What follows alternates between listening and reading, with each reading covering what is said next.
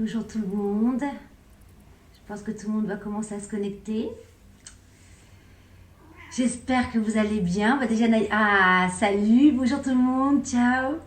Aurore, bonjour Aurore, Sarah, tout le monde est là, c'est cool. Alors, je suis passionnée par l'émission d'aujourd'hui, enfin en live que je vais faire avec Jocelyn Morisson et Romuald Le Terrier, que j'ai déjà reçu dans l'émission. Alors, si je fais en fait cette émission avec eux, c'est bonjour Alex, bonjour tout le monde. C'est parce que demain, donc on retrouve toujours le Mac qui fait du bien sur C8 de 9h à 10h. Et donc, il va y avoir une première émission sur qu'est-ce qu'un guérisseur et quelle est la différence entre un chaman, un rebouteux, un magnétiseur, un énergéticien. Et deuxième émission, justement, on retrouvera Jocelyn Morisson, où là, Naya, je suis en live là.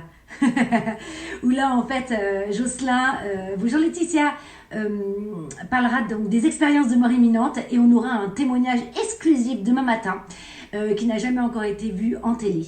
Et voilà, je vous en dis pas plus, mais ça sera demain de 9h à 10h. Voilà, bonjour Dominique, bonjour tout le monde, c'est cool de vous voir. Je vais prendre tout de suite Jocelyn Morisson, ça va être en deux parties. Donc je vais d'abord accueillir Jocelyn Morisson, qui est un petit peu la coulée d'ailleurs de Romuald Le Terrier. Et puis ensuite en deuxième partie, j'aurai Romuald. Alors, vous avez envoyé plein de questions, merci beaucoup, elles sont passionnantes. Même moi, je me disais pourquoi j'ai pas pensé à cette question. On va y revenir tout à l'heure. Ça sera la deuxième session, hein. Questions-réponses, on y va. Bonjour Céline, bonjour tout le monde. Ça défile, mais en tout cas, je vous vois et puis je reverrai les commentaires juste après. Alors, ça y est, je vais voir si Jocelyn est avec nous ou pas. Alors, est-ce que Jocelyn... Ah, ça y est, donc Jocelyn, ça y est, en live et là, tu peux accepter. Bonjour Roscoe, bonjour tout le monde. Hey, il y a Renaud, salut Renaud. Bonjour Jocelyn, comment vas-tu? Bonjour. Ah, ça fait plaisir de te voir. Hein. Ça va, ça va. Ça Tu va mieux? m'entends bien? Quelqu'un qui est confiné? Ouais, ben j'ai un jardin, donc je sors aussi pas mal. Tu es du sud-ouest, si je me C'est rappelle ça. bien. Ouais, c'est ça. Alors, bienvenue. Je t'ai reçu plusieurs fois dans l'émission, hein, le Mac qui fait du bien. On te retrouve demain, comme je le disais à l'instant. Aujourd'hui, on va aborder plusieurs thèmes passionnants. Alors, je vais te présenter un peu. Et puis, tu vas peut-être corroborer.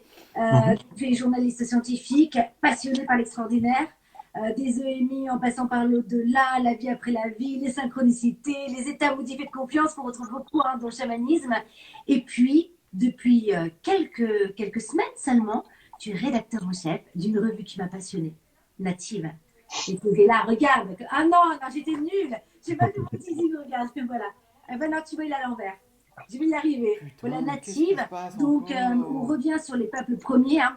Vraiment, j'ai senti en le découvrant que finalement, protéger les peuples premiers, c'était protéger la biodiversité. Hein. Et qu'on revient à la source, à la terre-mère. Alors, j'ai vu quelque chose, j'aimerais qu'on commence à aborder un petit peu Native, 5 minutes avant qu'on aborde les synchronicités, les EMI, etc. Parce que finalement, je trouve qu'il est arrivé à point nommé. On parle de synchronicité, mais je me dis Native est arrivé juste pendant le confinement. Mais je trouve ça incroyable, cela.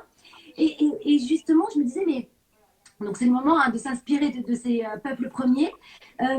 J'ai donc lu, par exemple, qu'il y avait une économiste qui disait en 2016 que 30% des épidémies seraient liées à la déforestation.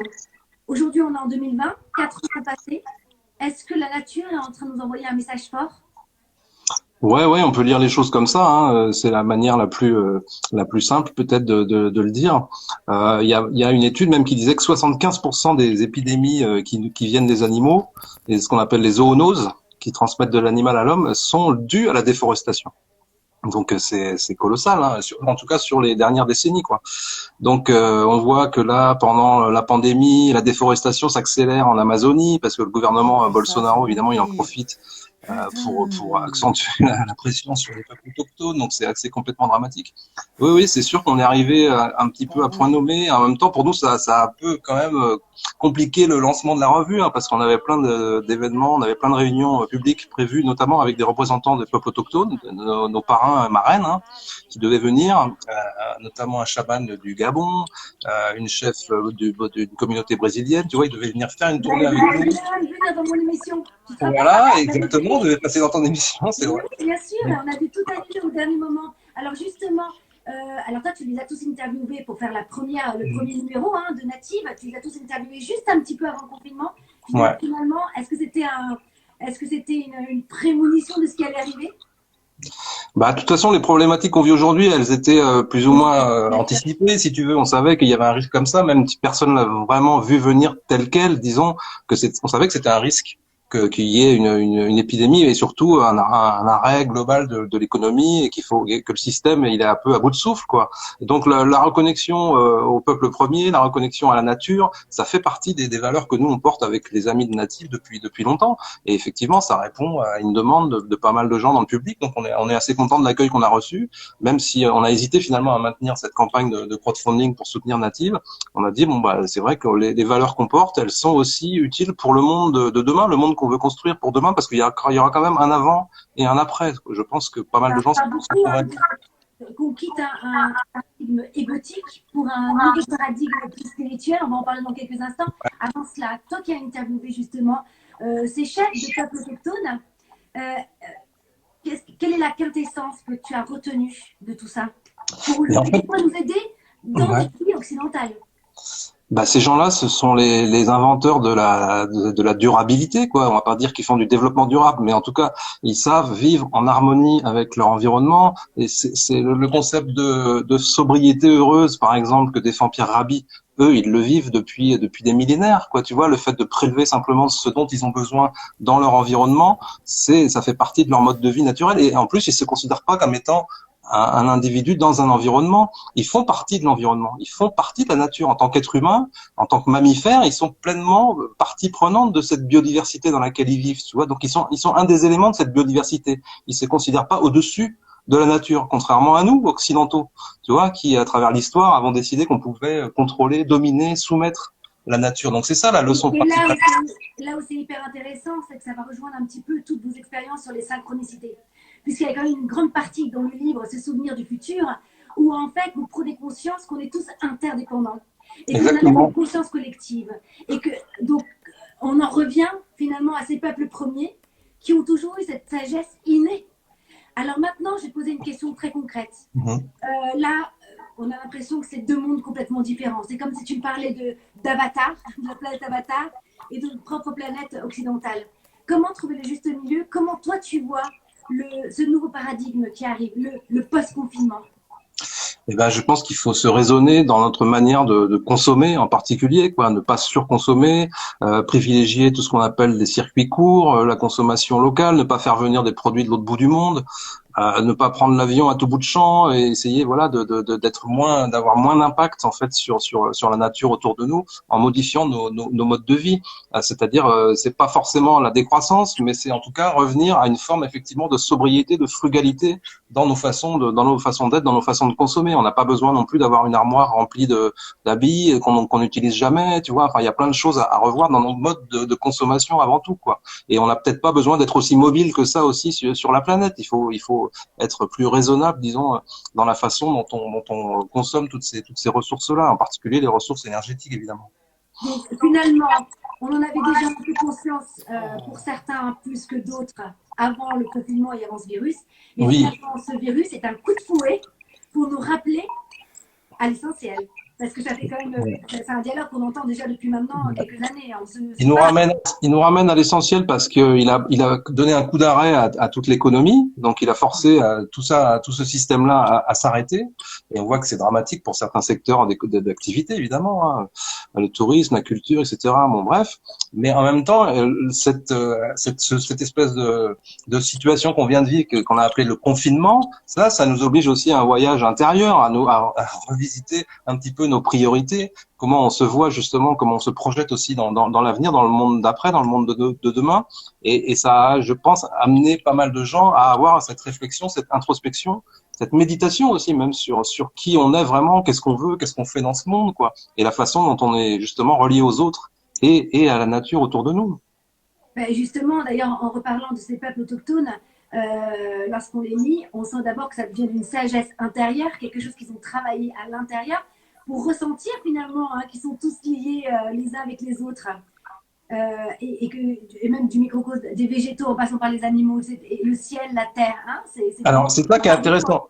ils sont liés non seulement à tout ce qui les entoure, être humain, le vivant en général, les animaux, les plantes, etc., la terre, mais ils sont liés aussi à une dimension invisible. C'est-à-dire qu'ils ont cette connexion avec ce qu'ils appellent des esprits. Il y a des esprits dans des plantes, il y a des esprits de la forêt, il y a des esprits de la terre, il y a des esprits du cosmos, tu vois. Donc ils sont reliés à tout ça aussi. Et en fait, tout ça ne forme qu'un tout pour eux. Ça forme une seule et même réalité. Il n'y a pas de distinguo. Tu vois, la réalité à laquelle ils accèdent dans leurs rêves, c'est pas une réalité différente de celle à laquelle ils accèdent dans la réalité ordinaire. Tout ça forme un continuum, en fait. C'est ça qui est passionnant et dont on parle aussi avec Romuald dans ce souvenir du futur, bien sûr. Parce que Et on voilà, en parlait tout à l'heure avec Romuald, justement, de il y a une, cette communication entre l'animal et l'homme. Et c'est comme ça. les végétaux ont un esprit, il va développer ça, ça va être c'est hyper intéressant. Alors, il y avait une question de Mylène qui est passée, que j'ai vu passer, qui est intéressante, c'est comment se procurer. Moi, je sais, mais je vais te laisser le dire.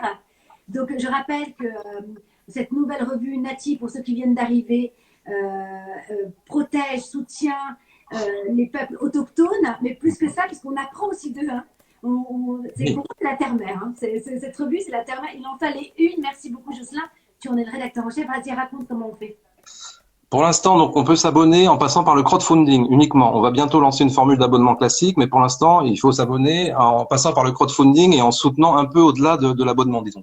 Donc, on a une plateforme de crowdfunding sur KissKissBankBank.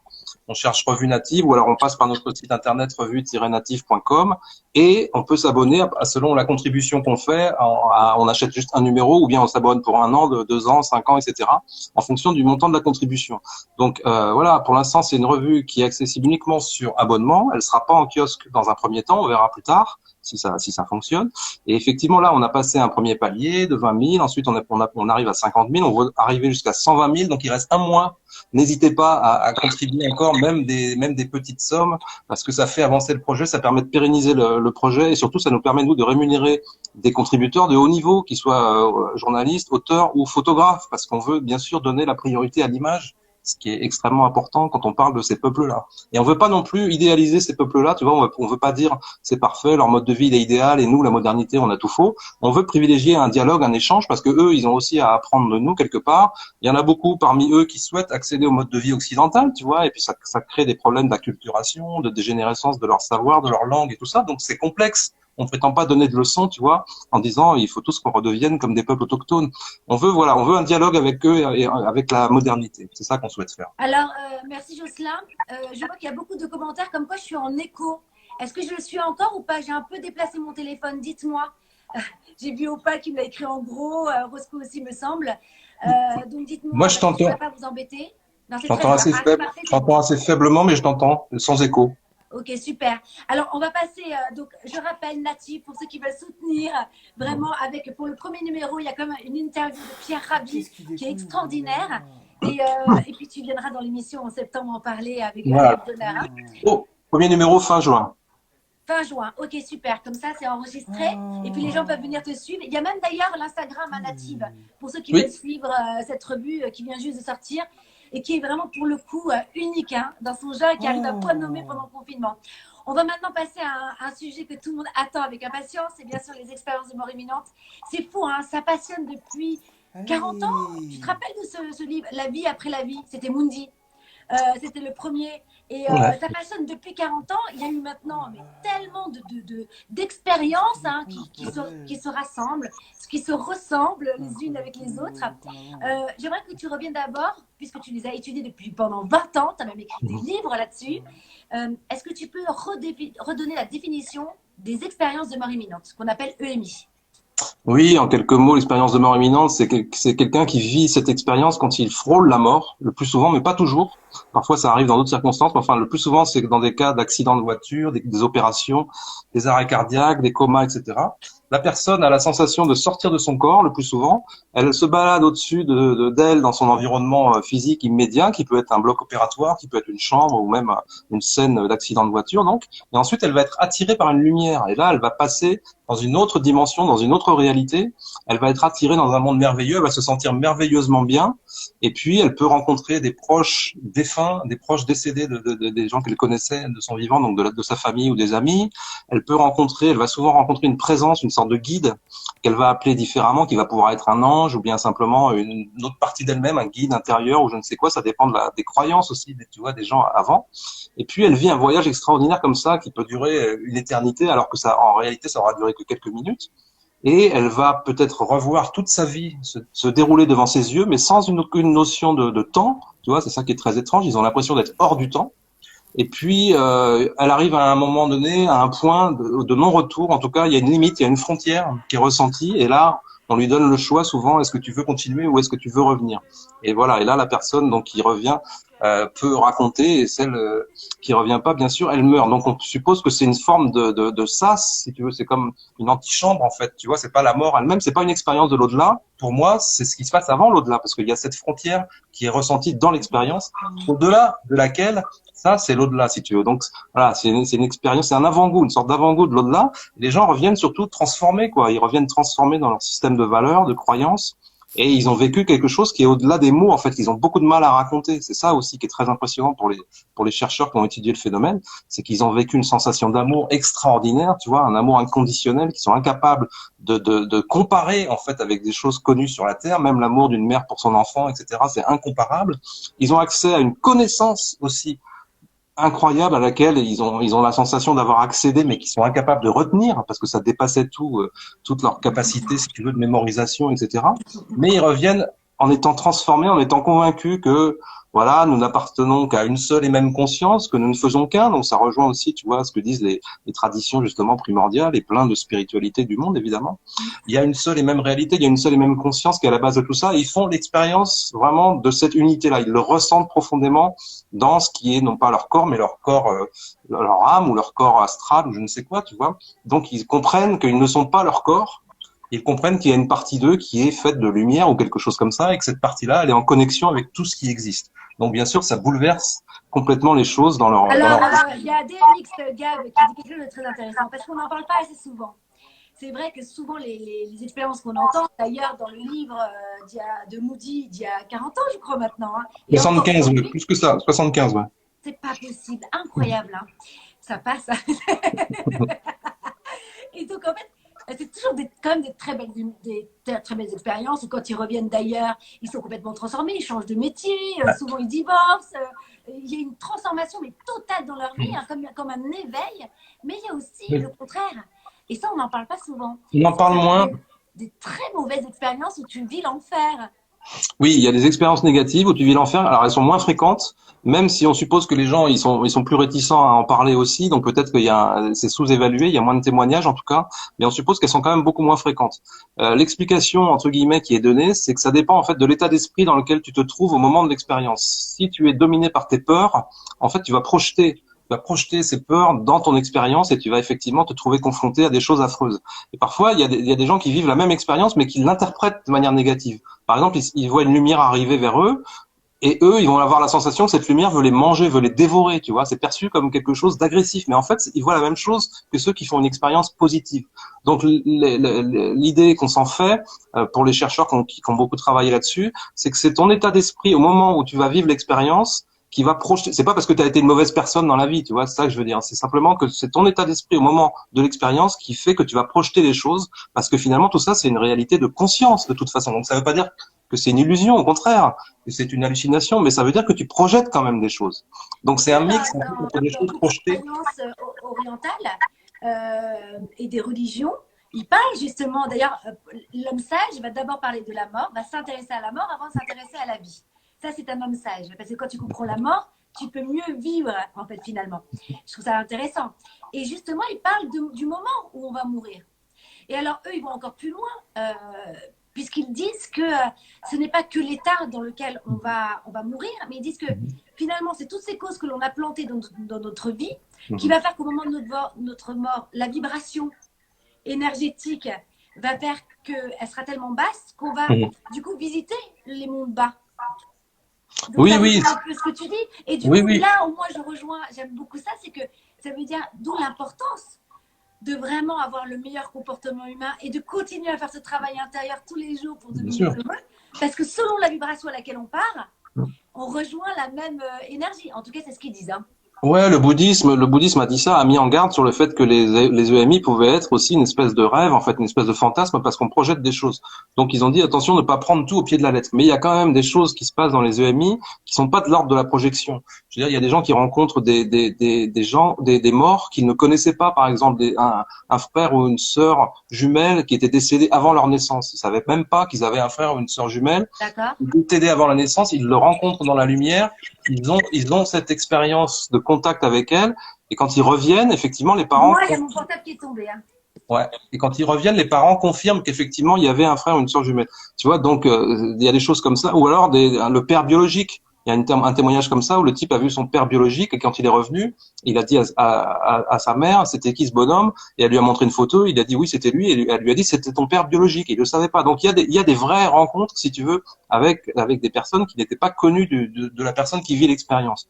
Donc ça suppose quand même qu'il y a des vraies choses qui se passent. Et puis il y a évidemment toute la partie hors du corps où les gens voient ce qui se passe dans la pièce et ils voient des détails qu'ils sont capables de rapporter ensuite et qui sont confirmés. Tu vois, ils voient la façon dont les chirurgiens se comportent au bloc opératoire, ils voient des choses qui se passent dans le couloir de la salle d'attente, etc., qui sont des choses très très précises et qui sont confirmées. Alors justement, Jocelyn, parce que voilà, là on a fait une bonne définition des expériences de mort imminente, mais bon, finalement, là on n'a pas, pour ceux qui connaissent déjà, là c'est un petit peu la véritable définition. Maintenant, j'aimerais aujourd'hui que tu nous dises, toi qui es un des plus grands journalistes scientifiques hein, en France, non mais c'est vrai, d'ailleurs tu t'es rapproché du corps médical, etc. Où en est la science sur les expériences de mort imminente? Eh ben, la science a confirmé en fait tout ce qui avait été déjà découvert dans les années 80 par les Américains, c'est-à-dire qu'il y a eu des études faites notamment chez les Belges là au Coma Science Group, qui est une structure de recherche très pointue sur les comas, les états de conscience et tout ça. Ils ont confirmé que la NDE, le MI n'était pas un rêve, que ce n'est pas une hallucination, que effectivement ça laisse des souvenirs impérissables qui restent toute la vie et que ça transforme le système de valeurs des gens. Donc ça c'est une première chose. Mais ensuite ils cherchent quand même à voir ce qui se passe dans le cerveau. Et ils sont convaincus, eux, dans leur approche, que ça se passe dans le cerveau. Et donc ça, c'est impossible pour l'instant à corréler. Tu vois, on n'arrive pas à voir ce qui pourrait se passer dans le cerveau et ce qui correspond à l'expérience vécue par les gens. Mais il y a un truc très intéressant qui a été découvert récemment, c'est que quand on meurt, on vit une sorte de feu d'artifice cérébral. Et ça a été démontré par l'imagerie dans des conditions éthiques avec des gens qui avaient donné leur accord, etc. Au moment de la mort, il y a une libération par les neurones de tous les neurotransmetteurs et ça fait une vague comme ça qui se propage dans le cerveau. Et ça, il y a des gens qui ont dit, bah c'est ça la NDE, c'est ça, tu vois, l'expérience de mort imminente. Or, c'est pas possible puisque ce feu d'artifice cérébral, c'est la mort des neurones. C'est irréversible. Quand ça se produit dans le cerveau, on arrive à la mort cérébrale, ce n'est pas réversible. On peut pas revenir à un état normal. Donc, par définition, ça ne peut pas être l'expérience de mort imminente. Donc, on reste devant un mystère entier. Les neurosciences sont devant un mystère total. Et surtout, sur la partie spirituelle des choses, parce que les gens ont vécu quelque chose qui les dépasse, qui les transcende, qui sont incapables de raconter, de mettre en mots. Et ça, les neurosciences ne peuvent pas attraper cet objet-là, si tu veux. Ça leur échappe complètement, tu vois. Ils ont beau regarder ce qui se passe dans le cerveau des gens, ils pourront jamais savoir ce que ça fait de vivre ça à la première personne, tu vois. Et c'est ça qui est important. Et c'est pour ça que ça demande des études pluridisciplinaires avec la psychologie, avec la philosophie, et tu vois. C'est un champ d'études qui doit forcément être pluridisciplinaire. Alors, il y a beaucoup de personnes qui parlent de Stéphane Alix. Sachez que Stéphane Alix a d'ailleurs signé un des livres où tu parles des expériences de mort imminente. Et vous vous connaissez très très bien, vous avez collaboré ensemble. Ouais, mon livre. Sur la plateforme de l'INRES. Donc, Voilà. c'est un peu le même crew, hein, c'est le même groupe. Hein, Donc, mon livre sur l'expérience de mort imminente, je l'ai fait dans la collection de Stéphane Alix, qu'il a dirigé aux éditions de La Martinière. Et là, il est sorti en livre de poche, donc on peut l'acheter en livre de poche. Mais c'est une collection qu'avait lancée Stéphane Alix. Donc c'est lui qui m'a demandé de rédiger ce livre. Effectivement, il connaît très bien le sujet aussi pour avoir beaucoup écrit dessus. Et moi, j'ai beaucoup écrit aussi pour Inexploré, pour l'INRES et tout ça. Il y a Jean-Pierre Gou qui nous fait un petit coucou, Jocelyn. Jean-Pierre Gou, que j'ai reçu en live la semaine dernière.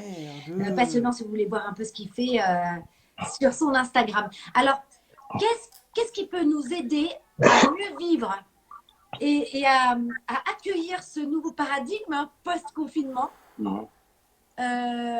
lorsque tu connais un peu les expériences de mort imminente? Est-ce qu'on peut, tu vois ce que je veux s'inspirer des expériences de mort imminente pour mieux vivre l'après-confinement? Oui, le message central des expériences de mort imminente, c'est un message d'amour inconditionnel. Et ça, c'est une leçon qui est difficile à apprendre. pour Ça, tout le c'est monde, hein. génial. Je Ouais. prétends pas l'avoir apprise mieux que les autres, hein. Parce que Mhm. amour inconditionnel, ça veut dire être capable d'aimer son ennemi, hein. C'est Jésus, hein, tu vois. Donc on est dans quelque chose où on doit être capable d'aimer Et se faire taper dessus. même celui qui ne nous aime pas, si tu veux. Et donc il y a beaucoup de gens qui parlent d'amour à longueur de phrases dans des posts sur les réseaux sociaux, etc., etc., mais qui sont en permanence en train d'accuser quelqu'un. Tu vois, qui désignent des boucs émissaires, des coupables, ils ont besoin de désigner comme ça. Or, tu sais, il y a un proverbe Maasai qui dit, quand tu pointes ton doigt vers une personne, il y a La carte, 4 doigts qui pointent vers toi. Et il bien faut sûr. se rendre compte de ça. Donc, c'est difficile parce que on confond ensuite ça avec une espèce de complaisance. C'est-à-dire, ah bah oui, dans ce cas-là, faut dire oui à tout, faut dire amen à tout et se laisser faire et c'est de la faiblesse. Non. L'amour inconditionnel, c'est être capable de discernement, et c'est être capable de comprendre pourquoi l'autre se comporte mal, d'où vient la violence chez l'autre, d'où vient, je sais pas moi, c'est la bêtise éventuellement chez l'autre, l'ignorance. Tu vois, il faut comprendre ça, mais ne pas juger. Et ça, c'est de l'amour inconditionnel aussi. Ça veut pas dire qu'il faut dire amen à tout et se laisser faire, et tu vois, et tendre la joue Exact. gauche forcément. Hein. Bon, dans l'idéal, oui. Je t'entends. Alors justement, Roscoe dit quelque chose d'important. Et je pense que tu en parles dans un de tes livres, je me demande, parce que j'ai tous lu, mais je crois que c'est dans ce souvenir du futur où tu parles du cosmos intérieur, où c'est peut-être Romuald qui en parle, où, parce qu'il disait, le cœur d'un être humain n'est pas assez grand pour finalement aimer tout le monde. Moi, j'y mets un petit bémol. En tout cas, dans mes rêves, j'espère élargir et faire de l'espace, de l'espace. Et justement, tu parles de ce cosmos intérieur, que finalement, il y a une interconnexion, une interdépendance. Et d'ailleurs, dans les EMI, et c'est là où on va rejoindre les expériences de mort imminente, lorsqu'ils vivent après ce tunnel et qu'ils rencontrent cette lumière, il y a un plein d'amour qui n'est pas du tout affectif. Raconte-le ça. Il n'y a Comment pas. encourager les personnes pour leur dire, mais si, on a ce potentiel. Oui, parce que ce qui aime en nous, c'est pas le cœur, c'est ce qui aime en nous est plus grand que nous. Il y a quelque chose qui aime en nous, qui est la conscience, si tu veux, ce que les gens vont appeler Dieu. Et voilà, moi aujourd'hui, je suis convaincu de ça, si tu veux. On est traversé par cette force-là. Ce qui perçoit en nous est plus grand que nous, donc ce qui aime en nous est plus grand que nous aussi. Et en fait, plus on donne de l'amour et plus on reçoit de l'amour. Plus on donne et plus on reçoit. Tu vois, parce qu'en donnant, on fait le vide et on reçoit d'une autre source, quoi. Donc voilà, C'est effectivement, beau si ce on que tu reste, veux dire. En si on donnant, reste, on fait le vide. En fait, c'est oui. presque de la parité. Mais bien sûr, mais c'est énergétique. C'est C'est un génial. processus purement énergétique. Hein. Plus on répand de l'amour autour de soi et plus on en reçoit soi-même parce c'est une source inépuisable en fait. Tu retrouves ça chez plein d'auteurs spirituels quoi. Donc oui, si on reste dans la personnalité, dans l'ego, peut-être que le cœur est trop petit. Mais si on s'ouvre à cette source-là, si on se connecte à ce qu'on appelle le soi, l'âme, si on veut, ou Atman dans l'hindouisme, et ben là, on reçoit tellement on a une source infinie on a de l'amour à donner en permanence en fait. Donc ça a l'air d'être un peu béni oui tout ça, mais c'est comme ça que le monde marche. C'est comme ça. En tout cas, les expérienceurs ils nous disent ça que l'amour c'est la substance même de la réalité. Tu vois, c'est ce qui soutient tout ce qui existe si tu veux. Et tout ça ne forme qu'un. Et voilà. Et nous vivons dans l'illusion d'être séparés les uns des autres, mais on est parfaitement tous reliés parce qu'on est une seule et même entité à la base quoi. Alors, tu parlais des expérienceurs. Et du coup, j'ai envie de faire un parallèle avec les EMI. On n'avait pas prévu d'en parler, mais finalement, il y a aussi ces voyages astro. Ces personnes qui arrivent à se dédoubler, à sortir. Est-ce qu'ils vivent un peu la même chose au niveau de l'amour universel? Qu'est-ce que tu as entendu? Alors, le voyage astral, c'est un peu la première étape, quoi, de l'expérience de mort imminente. Et ça peut être d'abord la sortie de corps, et puis ensuite, effectivement, ils peuvent Raconte un peu ce que accéder. c'est pour ceux qui ne connaissent pas bien la Bah, définition. le voyage astral, oui, c'est une sorte de rêve lucide. C'est-à-dire, on se retrouve dans des dimensions irréelles, oniriques, dans lesquelles on peut vivre des rencontres, on peut vivre des choses extraordinaires, voilà. Mais la sensation d'amour, elle va pas être forcément présente. Ça va pas être aussi fort que dans une EMI, quoi. Dans une EMI, on passe différents niveaux, si tu veux. Tu me demandais en préparant un petit peu l'entretien quel témoignage m'avait le plus marqué. Et moi, Ouais. je conseille aux gens d'aller voir sur YouTube le témoignage de Nicolas Brulard. Nicolas Ah. Brulard, c'est un jeune garçon suisse qui avait vécu l'expérience quand il avait 20 ans. Comment tu l'écris? Alors, Je vais l'écrire Brulard, pour eux. Attends, ou tu peux Brulard, l'écrire ça toi doit- de ton côté? non, c'est pas pratique pour moi, excuse-moi. Alors, attends. Je Alors, vais je vais le l'épeler, faire. c'est simple, hein, c'est Bruhlart. Je crois que le H est là, ouais. Bruhlart, Nicolas Brulard, EMI sur YouTube, vous allez trouver facilement son témoignage. Son témoignage, je l'ai mis en intégralité dans mon livre parce qu'il est extraordinaire. Et il explique bien qu'il est transporté en fait par son guide, son accompagnateur, à différents niveaux de réalité, à différents niveaux de conscience, et que la sensation, elle est différente à chaque fois, tu vois. Quand il voit sa revue de vie, quand il revoit toute sa vie, et puis ensuite il est amené à voir son futur, il est amené à un niveau de connaissance universelle, etc. Donc il y a différents niveaux comme ça, et on peut supposer que le voyage astral ne permet pas d'aller jusqu'à ces niveaux-là finalement où l'amour inconditionnel est ressenti. Bon, mais peut-être que c'est possible chez certains voyageurs de l'astral, je dis pas. Hein. C'est comme s'il y avait plusieurs couches en fait. Hein. C'est comme si ces dimensions-là, elles étaient finalement stratifiées, si tu veux. Et par la méditation, on peut franchir ces niveaux-là. Hein. Chez les méditants très expérimentés, il est dit qu'on peut vivre des expériences comme ça. Donc voilà, tout ça fait partie effectivement de la réalité spirituelle de plein de traditions du monde entier. Donc voilà ce que je peux dire. Il y a quelque chose qui revient souvent aussi dans les expériences de mort imminente, et je m'en souviens, j'en fais presque un point d'honneur de me rappeler, tu vois, le plus souvent possible. On leur demande toujours comment tu t'es aimé et comment tu as aimé. Parce qu'on parlait tout à l'heure de c'est bien de donner, mais moi je connais beaucoup de personnes finalement qui donnent pour se sentir un peu exister. Et attention, parfois c'est inconscient et je respecte ces personnes-là, c'est pas un jugement de valeur. Mais il ne faut pas s'oublier non plus. Comment tu t'es aimé et comment tu as aimé. Et là, ça renvoie à un autre témoignage que j'adore, qui est celui de Nicole Dron, qu'il faut écouter aussi parce il reste très beau, très riche. Et oui, c'est tout le problème parce que pour aimer, il faut d'abord s'aimer soi-même, effectivement. Donc c'est pas si simple que ça en a l'air tout ça. Parce qu'on peut pas aimer, on peut pas donner de l'amour si on en a pas déjà pour soi. C'est sûr. Donc c'est souvent ça le premier travail qu'ont à faire les expérienceurs en revenant, c'est de s'accepter tels qu'ils sont, avec leurs limitations, avec leurs défauts, le fait de vivre dans un corps étriqué, etc., qui leur plaît pas forcément non plus. Donc c'est complexe. Mais effectivement, on aime d'autant plus qu'on est capable de s'aimer soi-même. Si on parle d'amour universel, inconditionnel, ça doit concerner aussi sa personne. Donc voilà, mais s'aimer soi-même, c'est pas de l'égoïsme, c'est pas de l'égocentrisme, parce que sinon ça se limite à la personnalité, à la personne, à l'ego. Et voilà, s'aimer soi-même, c'est aimer ce qu'on est justement en sachant qu'on est quelque chose qui dépasse en fait l'apparence qu'on a. Et d'ailleurs, il y avait un philosophe, alors je pourrais plus te citer quel était le philosophe, mais à contrario, il disait quelque chose qu'au début je trouvais un peu violent, mais finalement en l'approfondissant, j'ai compris ce qu'il a voulu dire. Il disait que c'est aussi aider les autres et s'oublier, c'était un peu hypocrite, c'était ne pas voir sa vie, c'était la mettre de côté, tu vois. Il y a plein de pièges. C'était très hypocrite, tu vois. Il y a plein de pièges sur le chemin parce que s'aimer aussi demande de se connaître. Donc ça renvoie à Socrate, connais-toi toi-même. Tu peux pas aimer ce que tu ne connais pas. Donc il faut commencer par se connaître avant de pouvoir s'aimer et avant de pouvoir aimer les autres. Donc tu vois, il y a tout un cheminement. C'est complexe, hein. Mais c'est pareil, je vois plein de gens qui sont dans le jugement en permanence et ça me rappelle les enseignements d'un enseignant qui s'appelle Muji, qui est un enseignant de la tradition de l'Advaita Vedanta. Il dit quand tu penses que c'est plus spirituel de faire du yoga, d'être végétarien, de te déplacer en vélo, etc., mais que tu juges ceux qui ne le font pas, tu es tombé dans un piège de l'ego. Donc il y a des pièges de l'ego partout. Tu vois, c'est simple, mais c'est très vrai, quoi. D'ailleurs, il y a une phrase qui disait aussi observe tellement ton cœur que tu n'as même plus le temps d'observer les autres.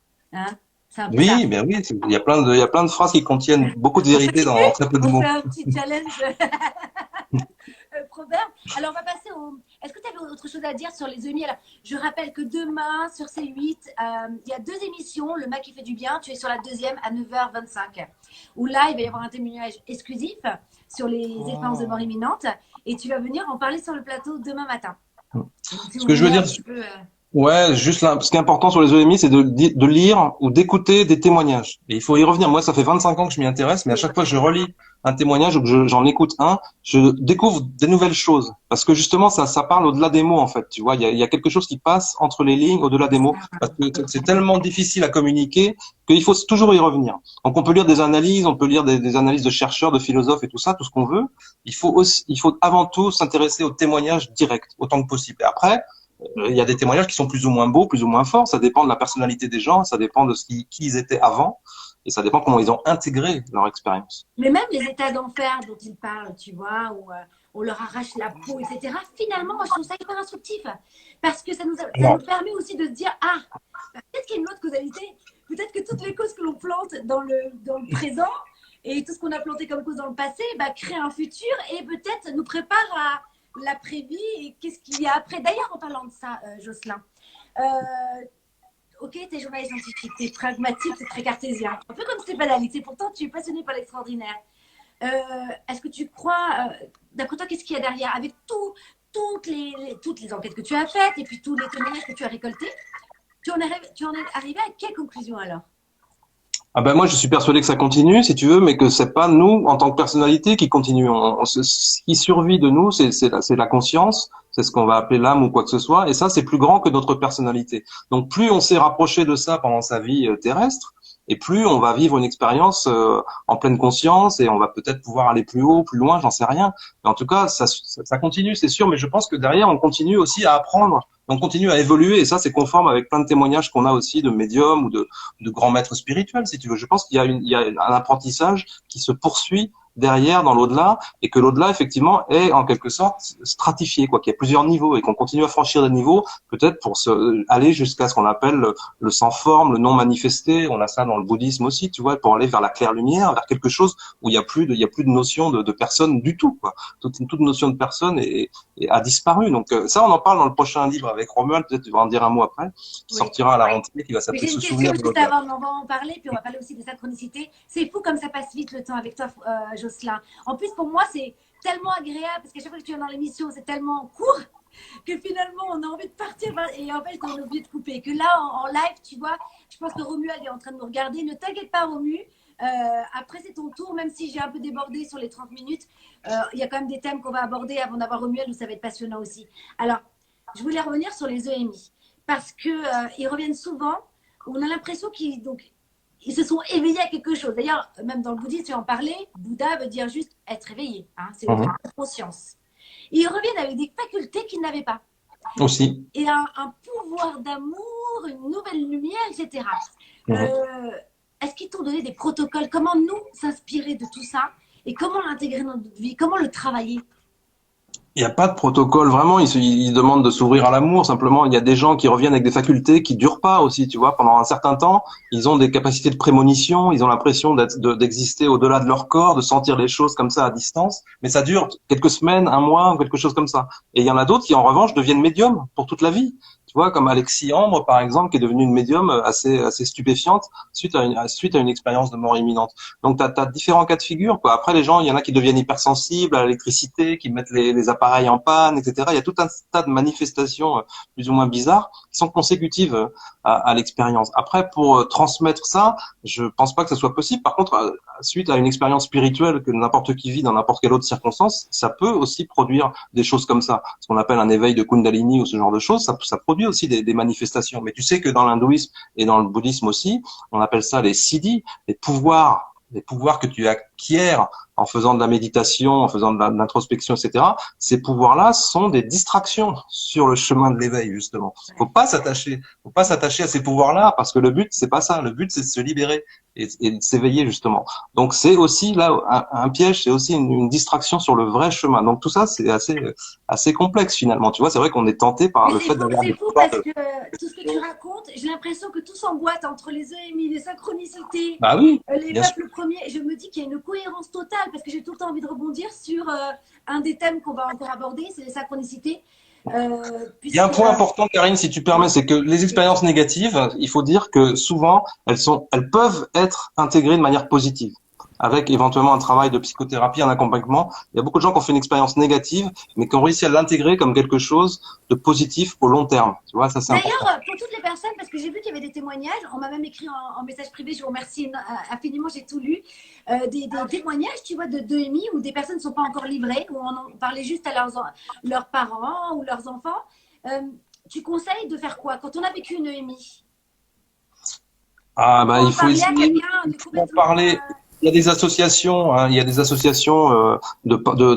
groupes de parole, etc. Donc il y a l'association Yans France qui le fait depuis longtemps, mais il y a d'autres associations, notre expérience en Suisse, etc. qui font des groupes de parole et donc là tu peux être entendu, écouté par des gens qui ont vécu aussi l'expérience. Et puis il y a quelques thérapeutes, quelques médecins, bien sûr, qui s'y intéressent. Donc c'est difficile. Il faut en parler, mais il faut pas forcer les choses, quoi. Il faut essayer de sonder autour de soi qui est à l'écoute. Il y a beaucoup de soignants, de plus en plus de soignants parmi les infirmières notamment, qui sont à l'écoute de ces récits-là parce qu'ils en reçoivent plein.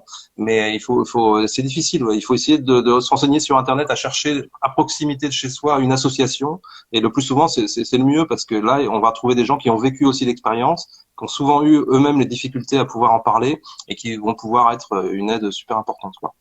Merci Jocelyn. Donc, en fait, finalement, la conclusion, les EMI et tous ces témoignages, parce que moi, je vais te dire, je fais une petite confidence, mais il m'arrive parfois de regarder des petits témoignages sur ces vidéos sur YouTube, rien que pour m'encourager pour la journée.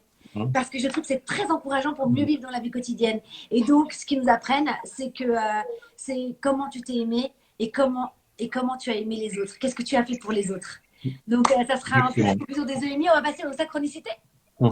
Alors, peut-être que tu veux parler déjà de donner la définition des synchronicités. Je sais qu'elle est souvent rattachée au symbole de Carl Jung, qui est le scarabée d'or. Oui, la synchronicité emblématique, c'est Jung qui la raconte parce qu'il avait une patiente comme ça qui lui a raconté un rêve dans lequel on lui remettait un scarabée d'or et au moment où elle a raconté le rêve, il y a un petit scarabée qui est venu taper à la fenêtre de Jung et Jung lui a tendu le scarabée. Voilà. Donc c'est un peu l'emblème. Jung a pensé la synchronicité comme un lien entre ce qui se passe dans la pensée, dans la psyché et ce qui se passe dans la réalité matérielle. Il y a un lien de sens entre les deux, mais il n'y a pas de lien de cause. Alors après, moi je vais laisser la parole à Romuald quand même parce que c'est vraiment lui qui a amené ce sujet dans ce souvenir du futur et on va encore plus loin dans le suivant. Mais la synchronicité pour moi c'est aussi une guidance en fait. Ça rejoint aussi le message des expériences de mort imminente. Parce que c'est comme si notre moi ou notre soi plutôt notre soi qui est hors temps, donc peut-être notre moi du futur, nous envoie des messages. Tu vois, c'est comme si parce que c'est fort.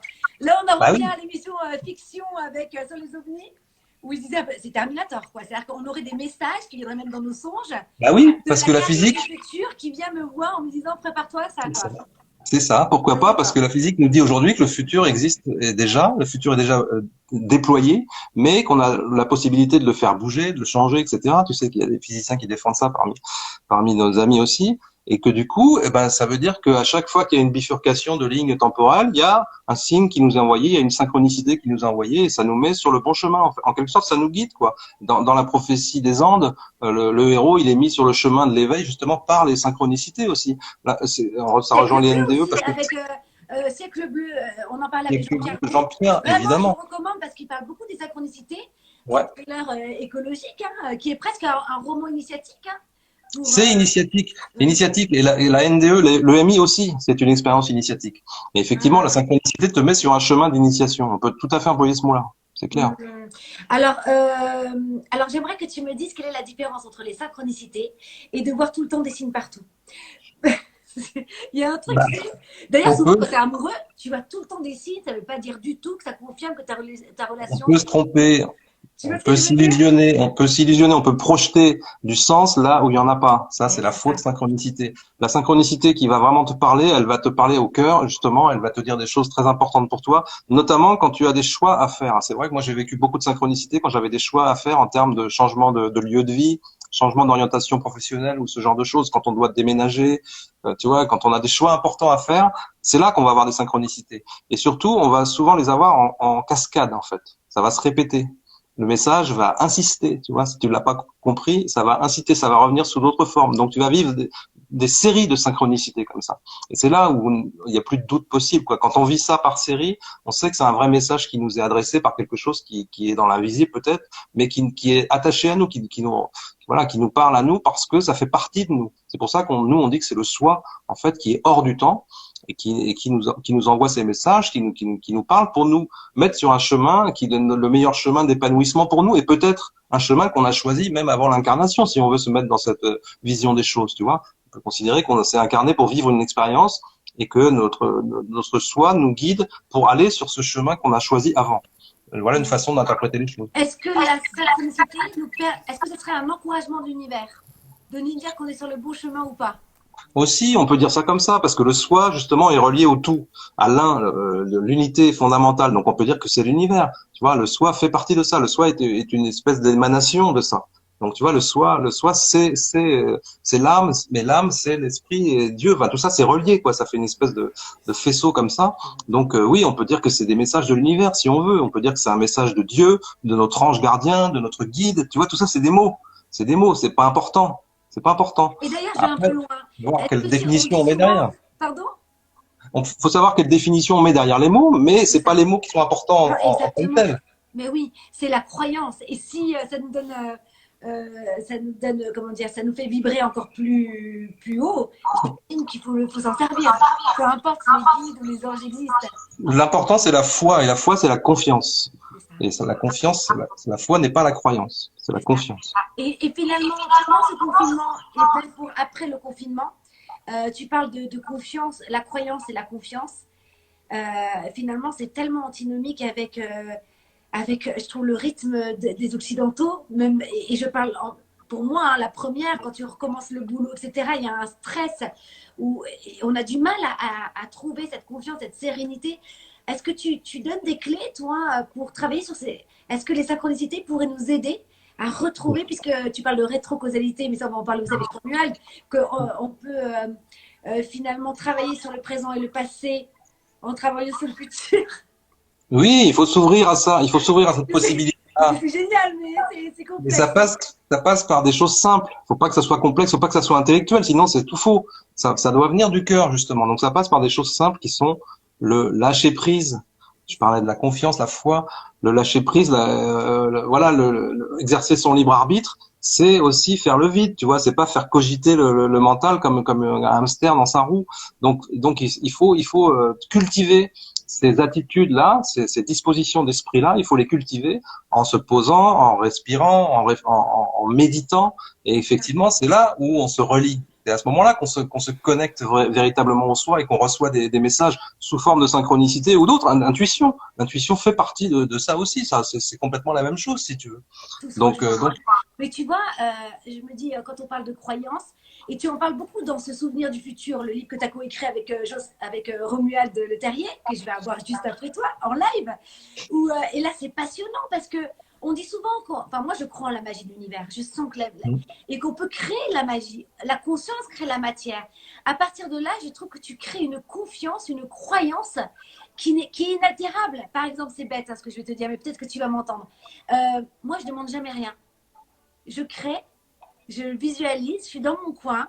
J'ai déjà pensé à une autre émission. D'ailleurs, le Mac qui fait du bien, je l'avais créé. Je l'avais visualisé, j'avais créé les émotions, j'avais déjà le titre. Et quand ils m'ont dit, qu'est-ce que tu penses du Mac qui fait du bien, je l'avais déjà écrit moi 3 mois avant. Et je le visualisais. Et en fait, j'ai besoin de personne, ça te renforce. Parce que finalement, tu lâches la dépendance. Et quand tu lâches exactement. la dépendance, finalement, les choses peuvent venir naturellement. On est Oui, des magiciens. c'est de la magie, c'est de la visualisation créatrice. Romuald, il t'en parlera parce que c'est un concept aussi de la psychologie jungienne. Ça rejoint le pouvoir de la prière et toutes ces choses-là. C'est la même chose. La loi d'attraction, bien comprise, c'est ça. Tu vois, c'est pas juste demander, ah bah tiens, je voudrais bien une Porsche Carrera ou une Ferrari. Ça, faut que ça vienne du cœur. Il faut que ça soit éthique, il faut que ça corresponde effectivement aux lois cosmiques, quoi, que ça soit pas à l'encontre de ça. Mais c'est une façon aussi de demander, de poser des intentions et de faire partir ça du cœur et non pas du mental, et non pas de l'ego. C'est ça la clé. Et ça c'est très intéressant ce que tu relèves, Jocelyn, parce que tu as raison. Je pense que c'est important d'être dans le grand ego, comme tous ces peuples premiers, comme toutes ces personnes qui ont fait une expérience de MI. C'est des personnes qui sont généreuses. C'est vraiment cette pratique au quotidien pour soi et pour les autres. Si on veut une voiture que pour nous, et pour flamber, finalement, eh ben, peut-être que si on prie pendant 10 ans, on va l'avoir, mais ça va mettre beaucoup de temps. Mais si c'est quelque chose qu'on veut pour soi et pour les autres, que dans cette voiture, on va créer des valeurs, on va pouvoir ramener des personnes, les soutenir, Bien finalement sûr. apporter de la joie, bah, finalement, ça change complètement, ça crée une magie. J'ai l'impression d'être en harmonie avec l'univers, dans cet amour plein. C'est ça. Mais la loi d'attraction, c'est un vrai concept, si tu veux, que tu retrouves aussi bien dans l'alchimie, dans l'ésotérisme, etc., mais qui a été un peu galvaudé par le Par le New Age, parce concret. que le New Age, Ouais. c'est très américain, c'est très matérialiste. Donc voilà, les New Agers, ils ont pas trop cherché bien loin dans la philosophie, etc. Ils se sont dit, la loi d'attraction, bah, il suffit que je pose une intention et que je demande et que l'univers va me répondre. Attention, parce que ça crée beaucoup de dégâts, parce qu'il y a beaucoup de gens qui se sentent coupables derrière, justement, de pas arriver à obtenir ce qu'ils veulent, etc. Et il faut pas que ça soit des intentions matérialistes et égoïstes, sinon ça n'a aucun sens, évidemment. Bon, écoute, on pourrait parler encore pendant des heures. On va passer au dernier sujet. Alors, gros teasing, parce que tu m'en as pas encore parlé. Je vais l'apprendre avec vous tous. Tu es en train d'écrire un livre sur l'au-delà. aussi avec Romuald, il me semble, hein, le terrier. Oui, oui, oui, bien sûr. C'est la suite, en fait, de ce souvenir du futur, si on veut. C'est un peu la suite, dans le sens où on continue à parler des synchronicités, mais on va beaucoup plus loin. Et Romuald va t'en parler mieux que moi si tu veux lui poser des questions, parce que c'est lui qui a souhaité aussi qu'on continue, en fait, cette aventure-là, parce qu'il a plein d'expériences aussi qu'il a vécues dans le contexte du chamanisme, notamment, et puis il a plein de réflexions à l'issue de ça, qui l'amènent à penser que les synchronicités peuvent aussi être des signes de l'au-delà, quoi. Dans la vision chamanique du monde, dans la vision des chamans, le monde des visions, c'est aussi l'au-delà. Tu vois, c'est aussi le monde des esprits, des ancêtres. Donc tout ça ne fait qu'une seule et même réalité, si tu veux. Donc peut-être qu'à l'avenir, on va avoir une connexion beaucoup plus facile avec l'au-delà. C'est un peu ce qu'on Et là explore où je dans suis très contente, c'est que il va être beaucoup plus accessible parce que moi, je me rappelle ce souvenir du futur, je t'appelais et je ça sera redisais plus 3 fois facile. la même phrase. Attends, rétrocausalité, qu'est-ce que tu voulais dire, Jocelyn? Bon, j'avais de la chance parce que moi, j'avais carrément les auteurs au téléphone. Ça sera C'était beaucoup plus génial. simple. Non, non, Mais c'est là, beaucoup ça va plus être beaucoup accessible. plus accessible. Donc, bah, j'ai hâte de t'inviter sur le plateau pour ce livre avec Romuald. En attendant, on te retrouve demain matin sur C8 dans mon émission Le Maquis fait du bien. Avec Écoute, plaisir. tu sais quoi? C'était génial. J'adore ce genre de live. Je pourrais rester des heures, moi. Merci à tous de nous avoir suivis. Là, on fait la deuxième partie avec Romuald Le Terrier, attention, hein, ethnobotanique, parce que lui, il parle des chamans, mais il a commencé en 2000. Personne parlait des chamans, de l'ayahuasca, etc. Il a été un des premiers à parler de la communication animale, homme, végétale. Il est passionnant. C'est ton acolyte. Je vais éteindre. Romuald, tu te reconnectes si tu es là, parce qu'il faut savoir une chose. Romuald, j'ai l'impression qu'il vit un peu dans un tipi. Presque. Ce matin, je suis restée 1 heure. Alors, attends, Instagram. Déjà, il faut que vous sachiez une chose, c'est que Romuald a fait son post, a fait son profil Instagram cette semaine. Hein. Et j'ai dit tout Exprès pour toi.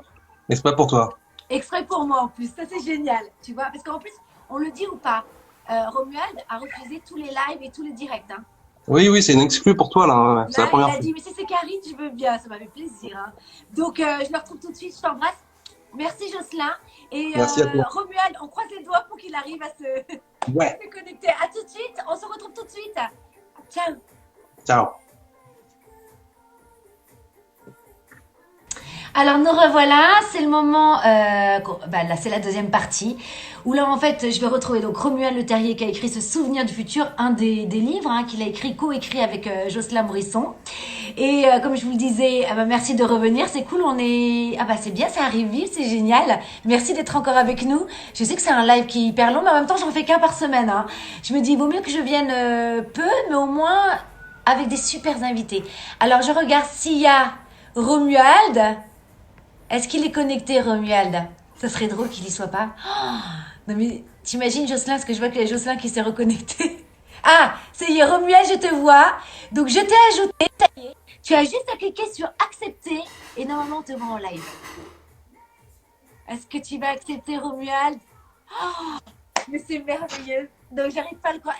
On a eu peur ce matin. Comme je suis contente de te voir. Tu fais partie Moi aussi. vraiment avec Jocelyn de mes invités chouchous, comme Natacha Calestrémé. Je fais le plus beau métier du monde. Comment vas-tu? Écoute, ça va bien. Ça va bien. Je profite encore un peu de ces moments pour continuer à gamberger, réfléchir tranquillement, en fait. Voilà. Tu as mes couleurs préférées derrière toi. Turquoise, beige, marron. C'est magnifique. Qu'est-ce que c'est derrière? C'est des statues que tu as ramenées d'Amazonie? Alors non, ce qu'il y a derrière moi, c'est un bouclier asmat. C'est une tribu de Nouvelle-Guinée et la statue à côté, c'est aussi une statue du peuple Abelam, qui est aussi une tribu papou de Nouvelle-Guinée. Voilà. Bon, bah, t'as que des protecteurs autour de toi, en fait. Ouais. On avait peur parce qu'il faut savoir une chose, c'est que Romuald n'a pas de Wi-Fi, n'est-ce pas? Donc, ça sera il est en 3G ou 4G. Donc, on s'est dit, 4G.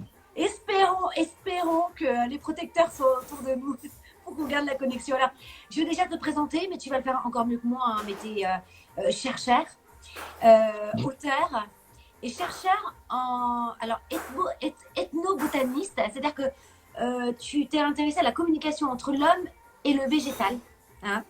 Oui. Tu as fait énormément de voyages en Amazonie, tu as rencontré notamment, et dis-moi si je me trompe, mais il me semble que tu avais rencontré un de mes peintres préférés chamaniques.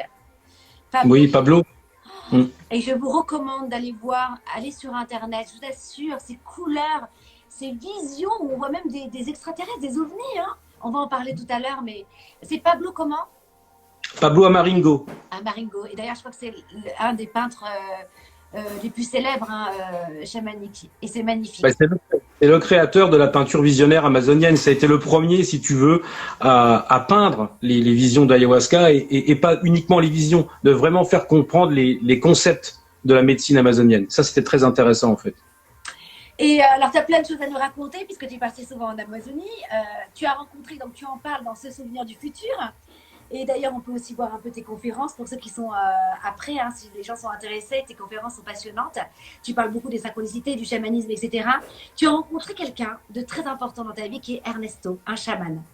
Donc un jour, en fait, tu parles, je crois, avec un ami hein, en France sur le pouvoir des rêves, que même on pourrait travailler sur nos rêves pour... alors, attends, comment dire, vas-y, aide-moi. C'est-à-dire qu'on pourrait, de nos rêves, créer un nouveau futur.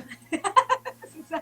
Oui, alors si tu veux, c'était en Amazonie, j'étais avec un ami qui s'appelle Thierry, qui vit là-bas depuis très très longtemps, et donc moi j'étais un peu à la recherche aussi de connaissances chamaniques, si tu veux, de connaître des chamans qui avaient la possibilité d'avoir développé, si tu veux, des capacités, ce qu'on appelle des capacités psy, c'est-à-dire d'avoir des pouvoirs, on va dire, paranormaux. Voilà. Oui, tu allais chercher de l'information dans le futur. Voilà, c'est ça. C'est ça, voilà. Donc Ernesto vivait sur le Rio Caleria, qui est un petit peu en dessous de Pucallpa, et donc je suis allé le rencontrer pour parler en fait de ses expériences, et très vite, il y a eu un vrai feeling entre nous deux, si tu veux, même feeling un peu que j'avais eu aussi avec Pablo Amaringo, et on a commencé effectivement à échanger, à essayer de comprendre comment ça marchait en fait tout ça, et donc il m'a commencé à me dire qu'on pouvait créer des rêves prémonitoires en fait.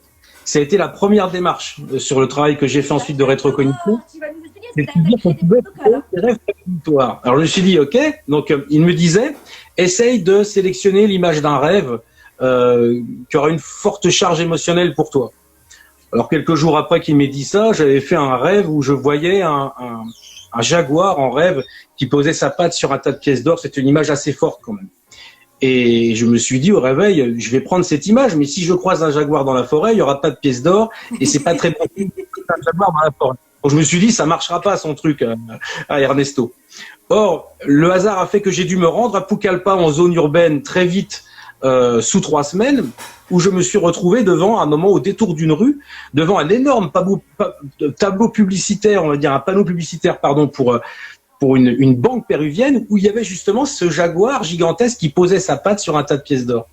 Forcément, j'ai rigolé, ça m'a surpris. J'ai repensé à mon rêve.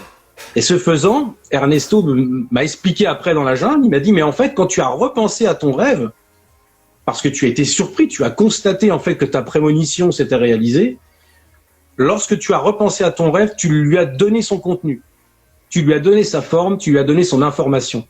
Et c'est comme ça, en fait, que Ernesto se crée des rêves prémonitoires pour ses patients et aller chercher de l'information dans le futur. Parfois sur des très très longues distances, hein, au niveau temporel, des fois 2, 3, 4 ans, et des fois même plusieurs dizaines d'années. Voilà. Donc la technique est très simple. Quand vous constatez la réalisation du motif de votre rêve dans la réalité, eh bien, vous informez en fait votre rêve, vous lui donnez corps en fait, et c'est comme ça que ça fonctionne. C'est un acte de se souvenir. C'est se souvenir du futur, hein, du futur. On se souvient du passé de son rêve, et donc on crée le rêve. Tu vas loin d'ailleurs, parce que je t'ai raconté un de mes rêves il y a quelques jours, et tu m'as dit, Karine, je suis persuadée que c'est la Karine du futur qui est venue te donner une information de ce qui allait se passer, donc ce que tu appelles un rêve prémonitoire.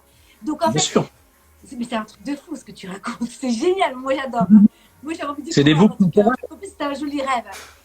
Donc, oui, le moment où c'est un rêve prémonitoire, le moment où c'est un rêve de notre subconscient, tu vois, où faire la différence? C'est une intuition qu'on doit développer? En fait, si tu veux créer la rétrocognition, c'est-à-dire cette boucle temporelle, qui à la fois, quand je viens de voir passer une question... D'abord, tu vas nous donner la définition de rétrocognition, parce que là, les gens, ils doivent être complètement... En fait, si tu veux, c'est arrivé à à faire de la conscience, mais rétrocausale, c'est-à-dire de la rétrocausalité par la conscience. C'est-à-dire que quand à un moment vous faites le constat que votre rêve avait une réalité, quand vous repensez à ce rêve, vous lui donnez son information. C'est une boucle en fait de mémoire. Ça veut dire quoi? Ça veut dire que l'acte de se souvenir est un acte qui, donc l'acte de mémoire, est un acte qui fonctionne dans les deux sens de la flèche du temps, pas uniquement du passé mais aussi du futur vers le passé. Et c'est comme ça qu'on informe justement ses rêves pour avoir justement cette forme de préscience, on va dire. Voilà. Donc ça veut dire Après, que, par exemple, le rêve que tu m'as décrit la dernière fois, que j'avais fait, tu m'as dit que c'est la Karine du futur qui est venue. Moi, si j'y mets encore plus d'intention et de croyance sur ce rêve-là, j'ai plus de chances à l'activer, à peut-être même l'accélérer et peut-être à lui donner de la puissance ou pas? Ou je vais trop loin? Pour moi, ça n'a rien à voir avec la croyance. C'est ça qui est intéressant, c'est vraiment de l'expérientiel. Ça veut dire quoi? Ça veut dire qu'à partir du moment où on est vraiment capable de constater et de juste, tout le monde est capable de faire un acte de mémoire, de se souvenir que quelque part, ça avait du sens. Par exemple, on peut prendre l'exemple de ton rêve. Si à un moment, ton émission cartonne, attends, tu vas... raconter mon rêve.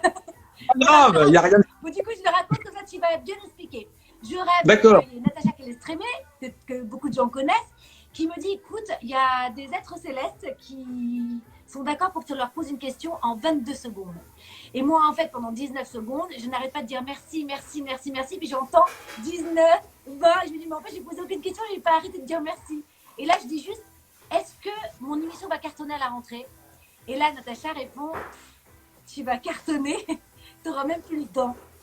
Et donc, je te raconte ce rêve. Vas-y, alors, du coup, qu'est-ce que ça serait? Alors, quand tu vas constater ça d'ici quelques mois, quand tu vas repenser à ton rêve, tu vas lui donner cette information. Tu vas lui donner ce contenu informationnel. Et donc, tu te seras envoyé un message de ton futur à ton passé, comme quoi, effectivement, ton émission va cartonner.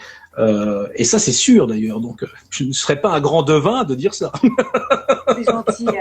C'est gentil. D'accord. Donc, alors, lorsque tu vois Ernesto, ce chaman, il te dit, écoute, donc tu pars en Amazonie, etc. Il faut savoir que c'était en 2000. 2000 personnes parlaient du chamanisme, ni de l'ayahuasca, de ces plantes, etc. Enfin, c'était vraiment tout nouveau. C'était. Hein. Ouais. Et donc, toi, tu y vas pour comprendre déjà comment trouver de l'information dans le futur.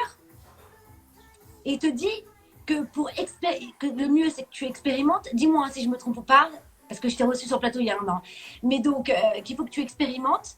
Et pour ça, il faut que tu fasses une diète. Ça commence comme ça. Alors, une diète, il faut savoir que t'es un peu à 7. Parce que là, comme tu le racontes très bien, c'est plus d'alcool, t'adores les bières, c'est ce que tu disais. C'est sûr. Plus de rapport sexuel. Bon, en même temps, quand t'es en Amazonie, je pense que t'en as pas trop envie quand t'es dans la forêt, non? Je sais pas. Exactement. Et tu mangeais quoi alors? C'était quoi? Boire juste un peu d'eau? On mangeait du poisson bouilli quand c'était fait. Hein, on avait du poisson bouilli. Sinon, c'était des bananes plantains. Enfin, des choses vraiment qui sont très neutres au niveau gustatif, si tu veux. C'est-à-dire que ça n'a pas vraiment de goût et surtout pas de sel. Hein. Ce qui est important avec, si tu veux, le processus de diète, c'est qu'il permet de te mettre dans un conditionnement qui peut être assez proche de ce que les gens ont vécu dans le confinement. C'est-à-dire un état d'isolement. Un changement complètement des rythmes et des habitudes qui fait qu'en fait, on se rend disponible. Disponible à quoi? Déjà des messages oniriques à ses rêves. On a le temps de bien méditer, on a le temps de bien se souvenir de ses rêves parce qu'on est dans une société qui tue les rêves. Avec le réveil matin, ça flingue tous les rêves, on s'en souvient pas. Alors que dans ces sociétés et dans la diète, on a cette possibilité justement de pouvoir vraiment se souvenir de ses rêves et de travailler dessus. Alors, ce qui est intéressant, c'est que pendant la diète, on va prendre des plantes. On va prendre des extraits de plantes, on en choisit une ou deux, voire qu'on va combiner, pour pouvoir, si tu veux, en capter l'information. C'est-à-dire que ces plantes vont nous enseigner ce qu'on appelle des plantes enseignantes. Alors ça paraît incroyable, mais comment ces plantes nous enseignent? Eh bien, c'est par les rêves.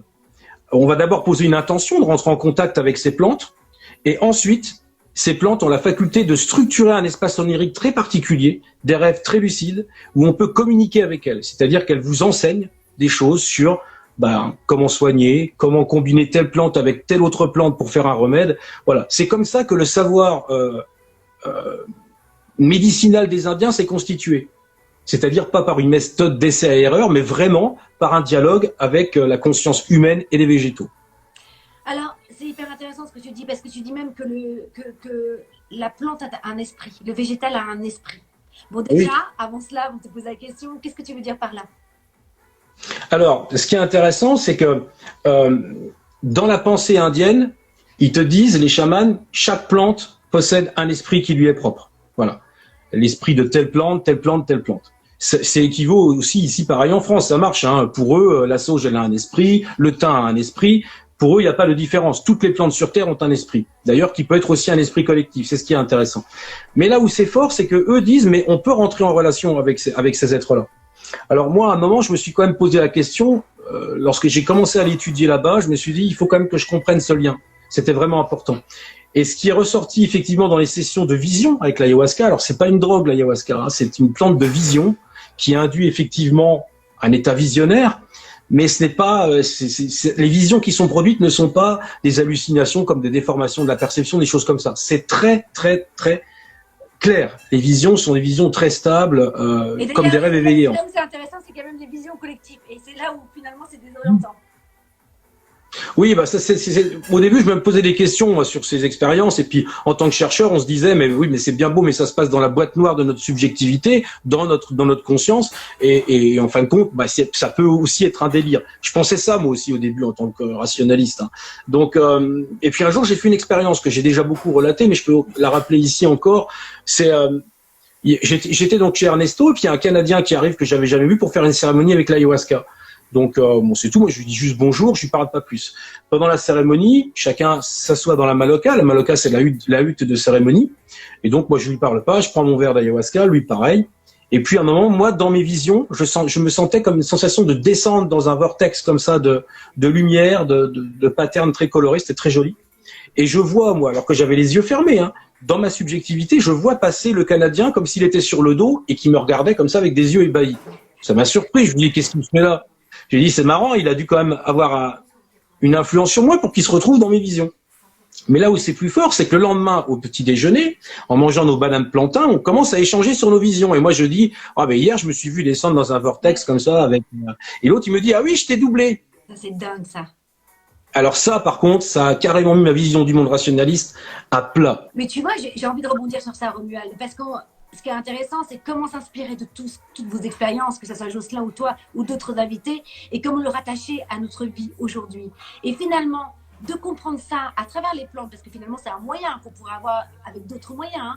Hein. Certains vont chercher des états modifiés de conscience avec le tambour chamanique, d'autres, ça va être la prière, d'autres, ça va être peu importe finalement.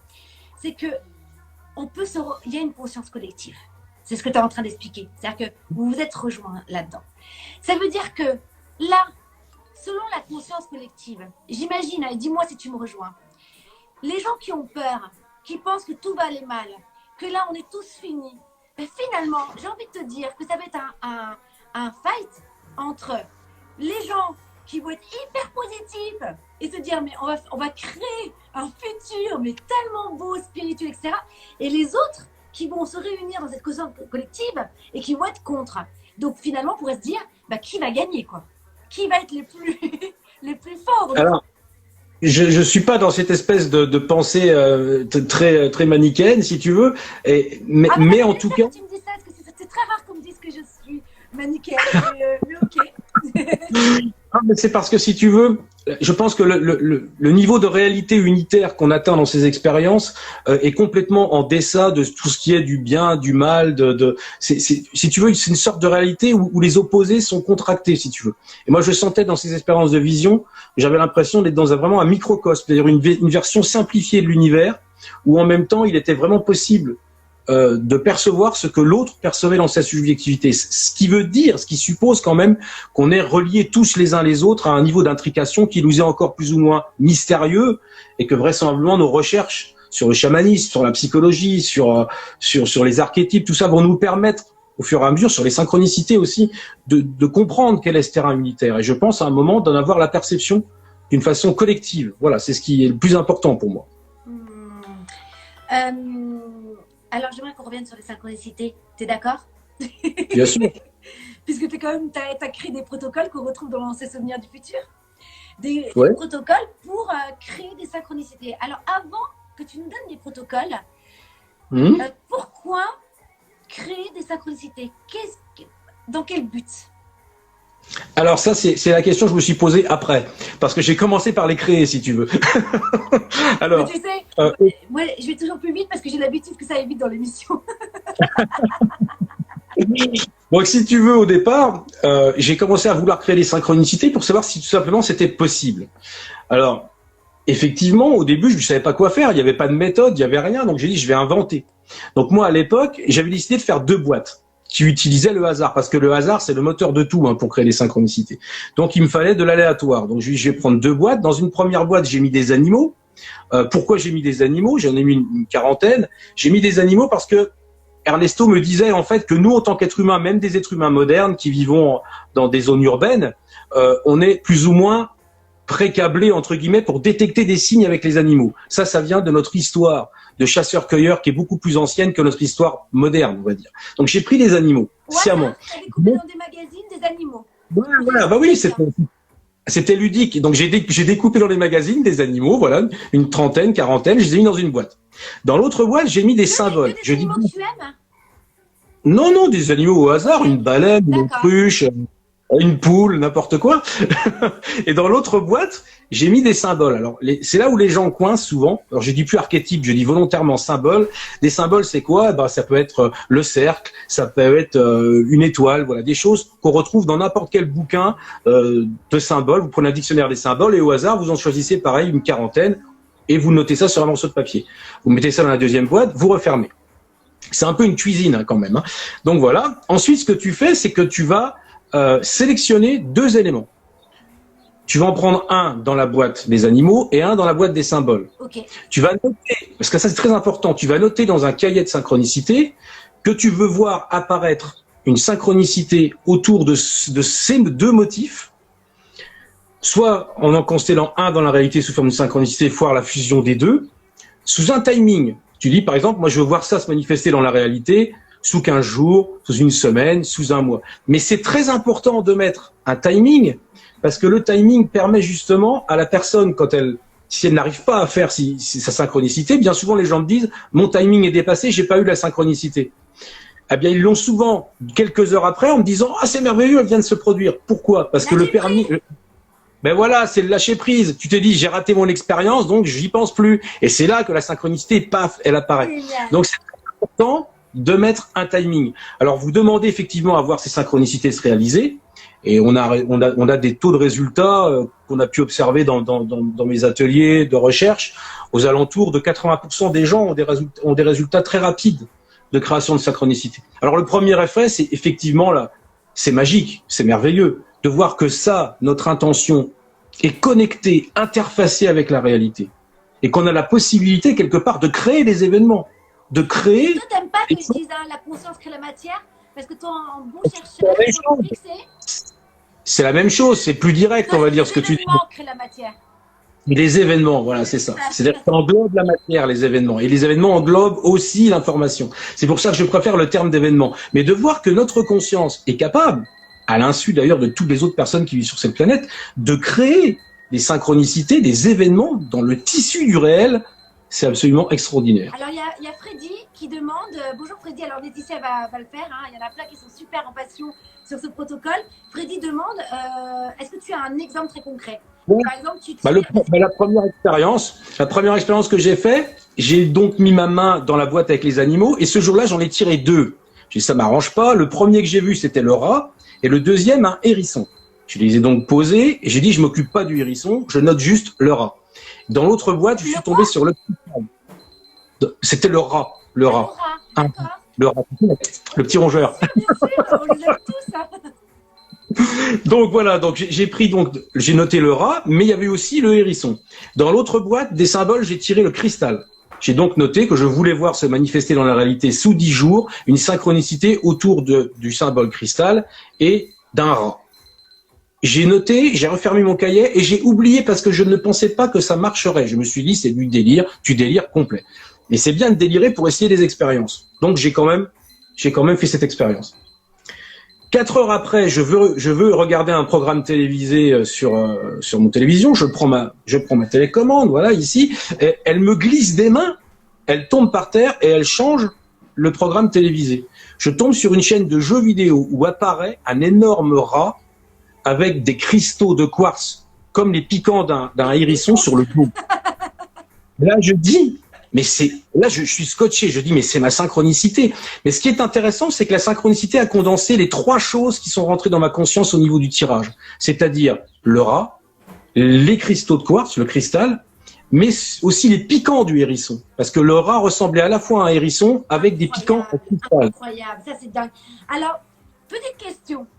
Ok, donc tu nous expliques bien qu'à travers ce protocole, pardon, je sais pas pourquoi je dis protocole, ce protocole, ça nous permet finalement de réaliser que les événements créent la conscience. Je trouve ça génial. Et tu disais d'ailleurs que ça amène de la joie, beaucoup de joie. Hein, ben ouais, c'est un effet extraordinaire. Voilà. C'est la magie. Est-ce qu'on peut la deuxième phase? Je me mets à la place, peut-être que les gens se posent la question.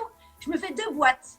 Une où je mets mes désirs que j'ai envie de réaliser pour 2020 et pourquoi pas pour la décennie, tu vois. Et de l'autre côté, je mets des animaux ou avec les symboles.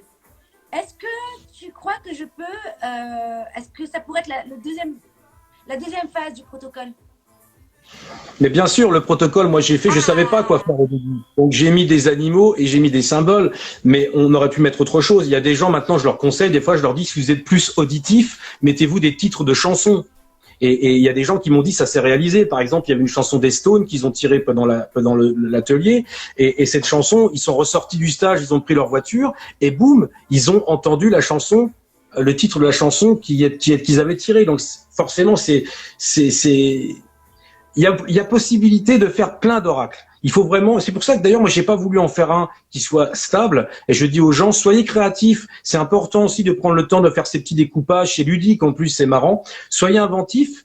Prenez la base du protocole, il faut que les éléments soient tirés au hasard, mais vous pouvez faire n'importe quoi. Vous pouvez mettre des plantes, vous pouvez mettre des chansons, vous pouvez tout ce que vous voulez, des symboles, des belles pensées, des projets, des désirs. Ça, vous pouvez faire ça, bien sûr. Est-ce que toi, tu as déjà eu une expérience où tu as pu réaliser un de tes rêves à travers des protocoles, par exemple, avoir un appartement? Je dis n'importe quoi, hein. Je dirais que ma vie est un peu un truc qui se construit un peu au fil de ce que j'ai envie. C'est ça. Ouais, non, ouais, c'est ça, tu vois, Ne dis pas moi, ce que je les désirs mènent à l'éveil. On a besoin d'avoir des désirs. Mais moi, ce que j'aime vraiment, c'est écrire, c'est vraiment pouvoir transmettre quelque chose aux autres. Voilà, c'est cette idée de partage. Moi, c'est ce qui m'intéresse le plus. Vraiment, c'est ce qui d'accord avec moi que dans tous les cadeaux de la vie, ça peut être ce cœur qui t'anime. C'est-à-dire que tu peux avoir quelqu'un parce que tu veux partager avec lui. Tu peux avoir une nouvelle voiture parce que tu peux du coup aller plus vite rencontrer les gens. Mais finalement, dans cette attention, tu peux tout y mettre. Alors franchement, est-ce que tu as déjà, dis-nous, est-ce que tu as déjà fait un protocole où ça s'est réalisé? Ouais, mais j'essaye toujours que ça soit, quand je fais des demandes comme ça, par rapport à des désirs, j'essaye toujours que ça ne mette pas d'autres personnes à contribution. C'est parce que après, je veux pas. C'est intéressant ce que tu dis. Ben oui, parce que après, moi, j'ai des gens qui m'ont contacté en me disant, est-ce que vous pensez que les synchronicités pourraient me permettre de sortir avec telle personne qui ne m'aime pas pour l'instant? Je leur dis, attendez, c'est plus de la synchronicité, c'est de la sorcellerie. Donc voilà, donc je dis quand même prudence, et quand c'est comme ça marche pas, hein, je préfère vous le dire tout de suite. On ne peut pas aller contre quand même la volonté et le libre arbitre des autres. Ça, c'est très important de le respecter. Donc il faut comprendre que ces synchronicités, c'est avant tout un guidage personnel. C'est-à-dire que c'est comme un GPS qui se trouve dans l'ailleurs, au-delà du temps, qui va vous permettre vraiment de vous guider. C'est comme un GPS, c'est-à-dire qu'au mieux de prendre des voies rouges qui sont dangereuses, vous allez prendre des voies vertes parce que vous êtes guidé par vous-même de votre futur, qui constate que vous avez réussi des choses, qui constate que vous êtes en bonne santé, qui constate que quelque part vous avez réussi un petit peu vos objectifs de vie. Donc c'est ça l'intérêt de créer les synchronicités. Il y en a pas d'autre. Et ça, j'ai mis du temps à le comprendre parce qu'au début c'était très ludique, c'était plus un jeu et aussi une expérience parce que je voulais prouver techniquement que ça fonctionnait. Voilà. Alors, tu parles aussi et ça j'aime beaucoup, et d'ailleurs ça rejoint ce que disait Jocelyn tout à l'heure, en fait finalement il existerait plusieurs dimensions, c'est-à-dire que, dis-moi, hein, tu m'arrêtes si je me trompe, mais que finalement passé, présent, futur seraient alignés et forment le même monde, c'est ça, c'est des dimensions, et que tout se crée là maintenant, on peut même changer le passé et le futur. Est-ce que tu peux nous expliquer ça, parce que finalement, et nous dire Qu'est-ce que ça peut nous apporter dans notre vie quotidienne de savoir ça? Comment ça intervient? Et en fait, si tu veux, le passé, le présent et le futur, et ça c'est déjà été vu par Einstein et prouvé par la science, existent de façon simultanée, sous la forme d'un continuum. Sauf que longtemps, ce continuum, on l'a imaginé comme quelque chose de fixe. Or, il y a eu des physiciens comme Philippe Guillemont qui ont montré qu'il était flexible. Voilà. Qui essayent de le montrer aussi par l'expérience aujourd'hui scientifique et le valider. Mais en tout cas, effectivement, il semble qu'il soit flexible rien que ces expériences qu'on réalise le prouvent, en fait, de rétrocognition, de création de synchronicité. Donc, si tu veux, il faut imaginer nos vies comme une espèce d'immense plat de spaghettis où chaque spaghetti représente un fil de vie. Alors après, là-dedans, on navigue avec notre conscience. Nos choix font qu'en fait, on passe d'une spaghetti à une autre. Ce sont nos lignes de vie qui s'entrecroisent. C'est comme des aiguillages dans une gare, si tu veux. À chaque fois qu'on fait un choix, on prend un aiguillage. Alors quand on n'est pas guidé, on peut faire des mauvais choix et se retrouver sur des voies rouges. Mais quand on est guidé par la rétrocognition, quand on est guidé par les synchronicités, on a plutôt tendance, je dirais, à prendre des voies vertes. Voilà. Ou en tout cas, c'en est l'objectif. Donc si tu veux, ça change la vision du monde. Mais tu c'est quand même. Ça veut dire que finalement, on peut choper n'importe quel monde à chaque instant. Donc, t'imagines l'espoir? Moi, j'y trouve beaucoup d'espoir là-dedans. Est-ce que je me trompe ou pas? C'est-à-dire qu'à chaque instant, on peut rechanger notre monde. Et même, tu vois, souvent, j'ai des copines qui m'appellent en me disant, je suis allée voir un voyant, mais je suis là, j'ai plus le moral. Mais je lui dis, mais en fait, le voyant a chopé un monde par rapport à ton état d'esprit au moment où tu es allé. Il suffit que je t'encourage, que je te redirige vers autre chose, que je t'en donne de l'espoir. Tu vas voir un autre voyant, il va choper un autre monde. T'es d'accord ou pas? Bien sûr, bien sûr.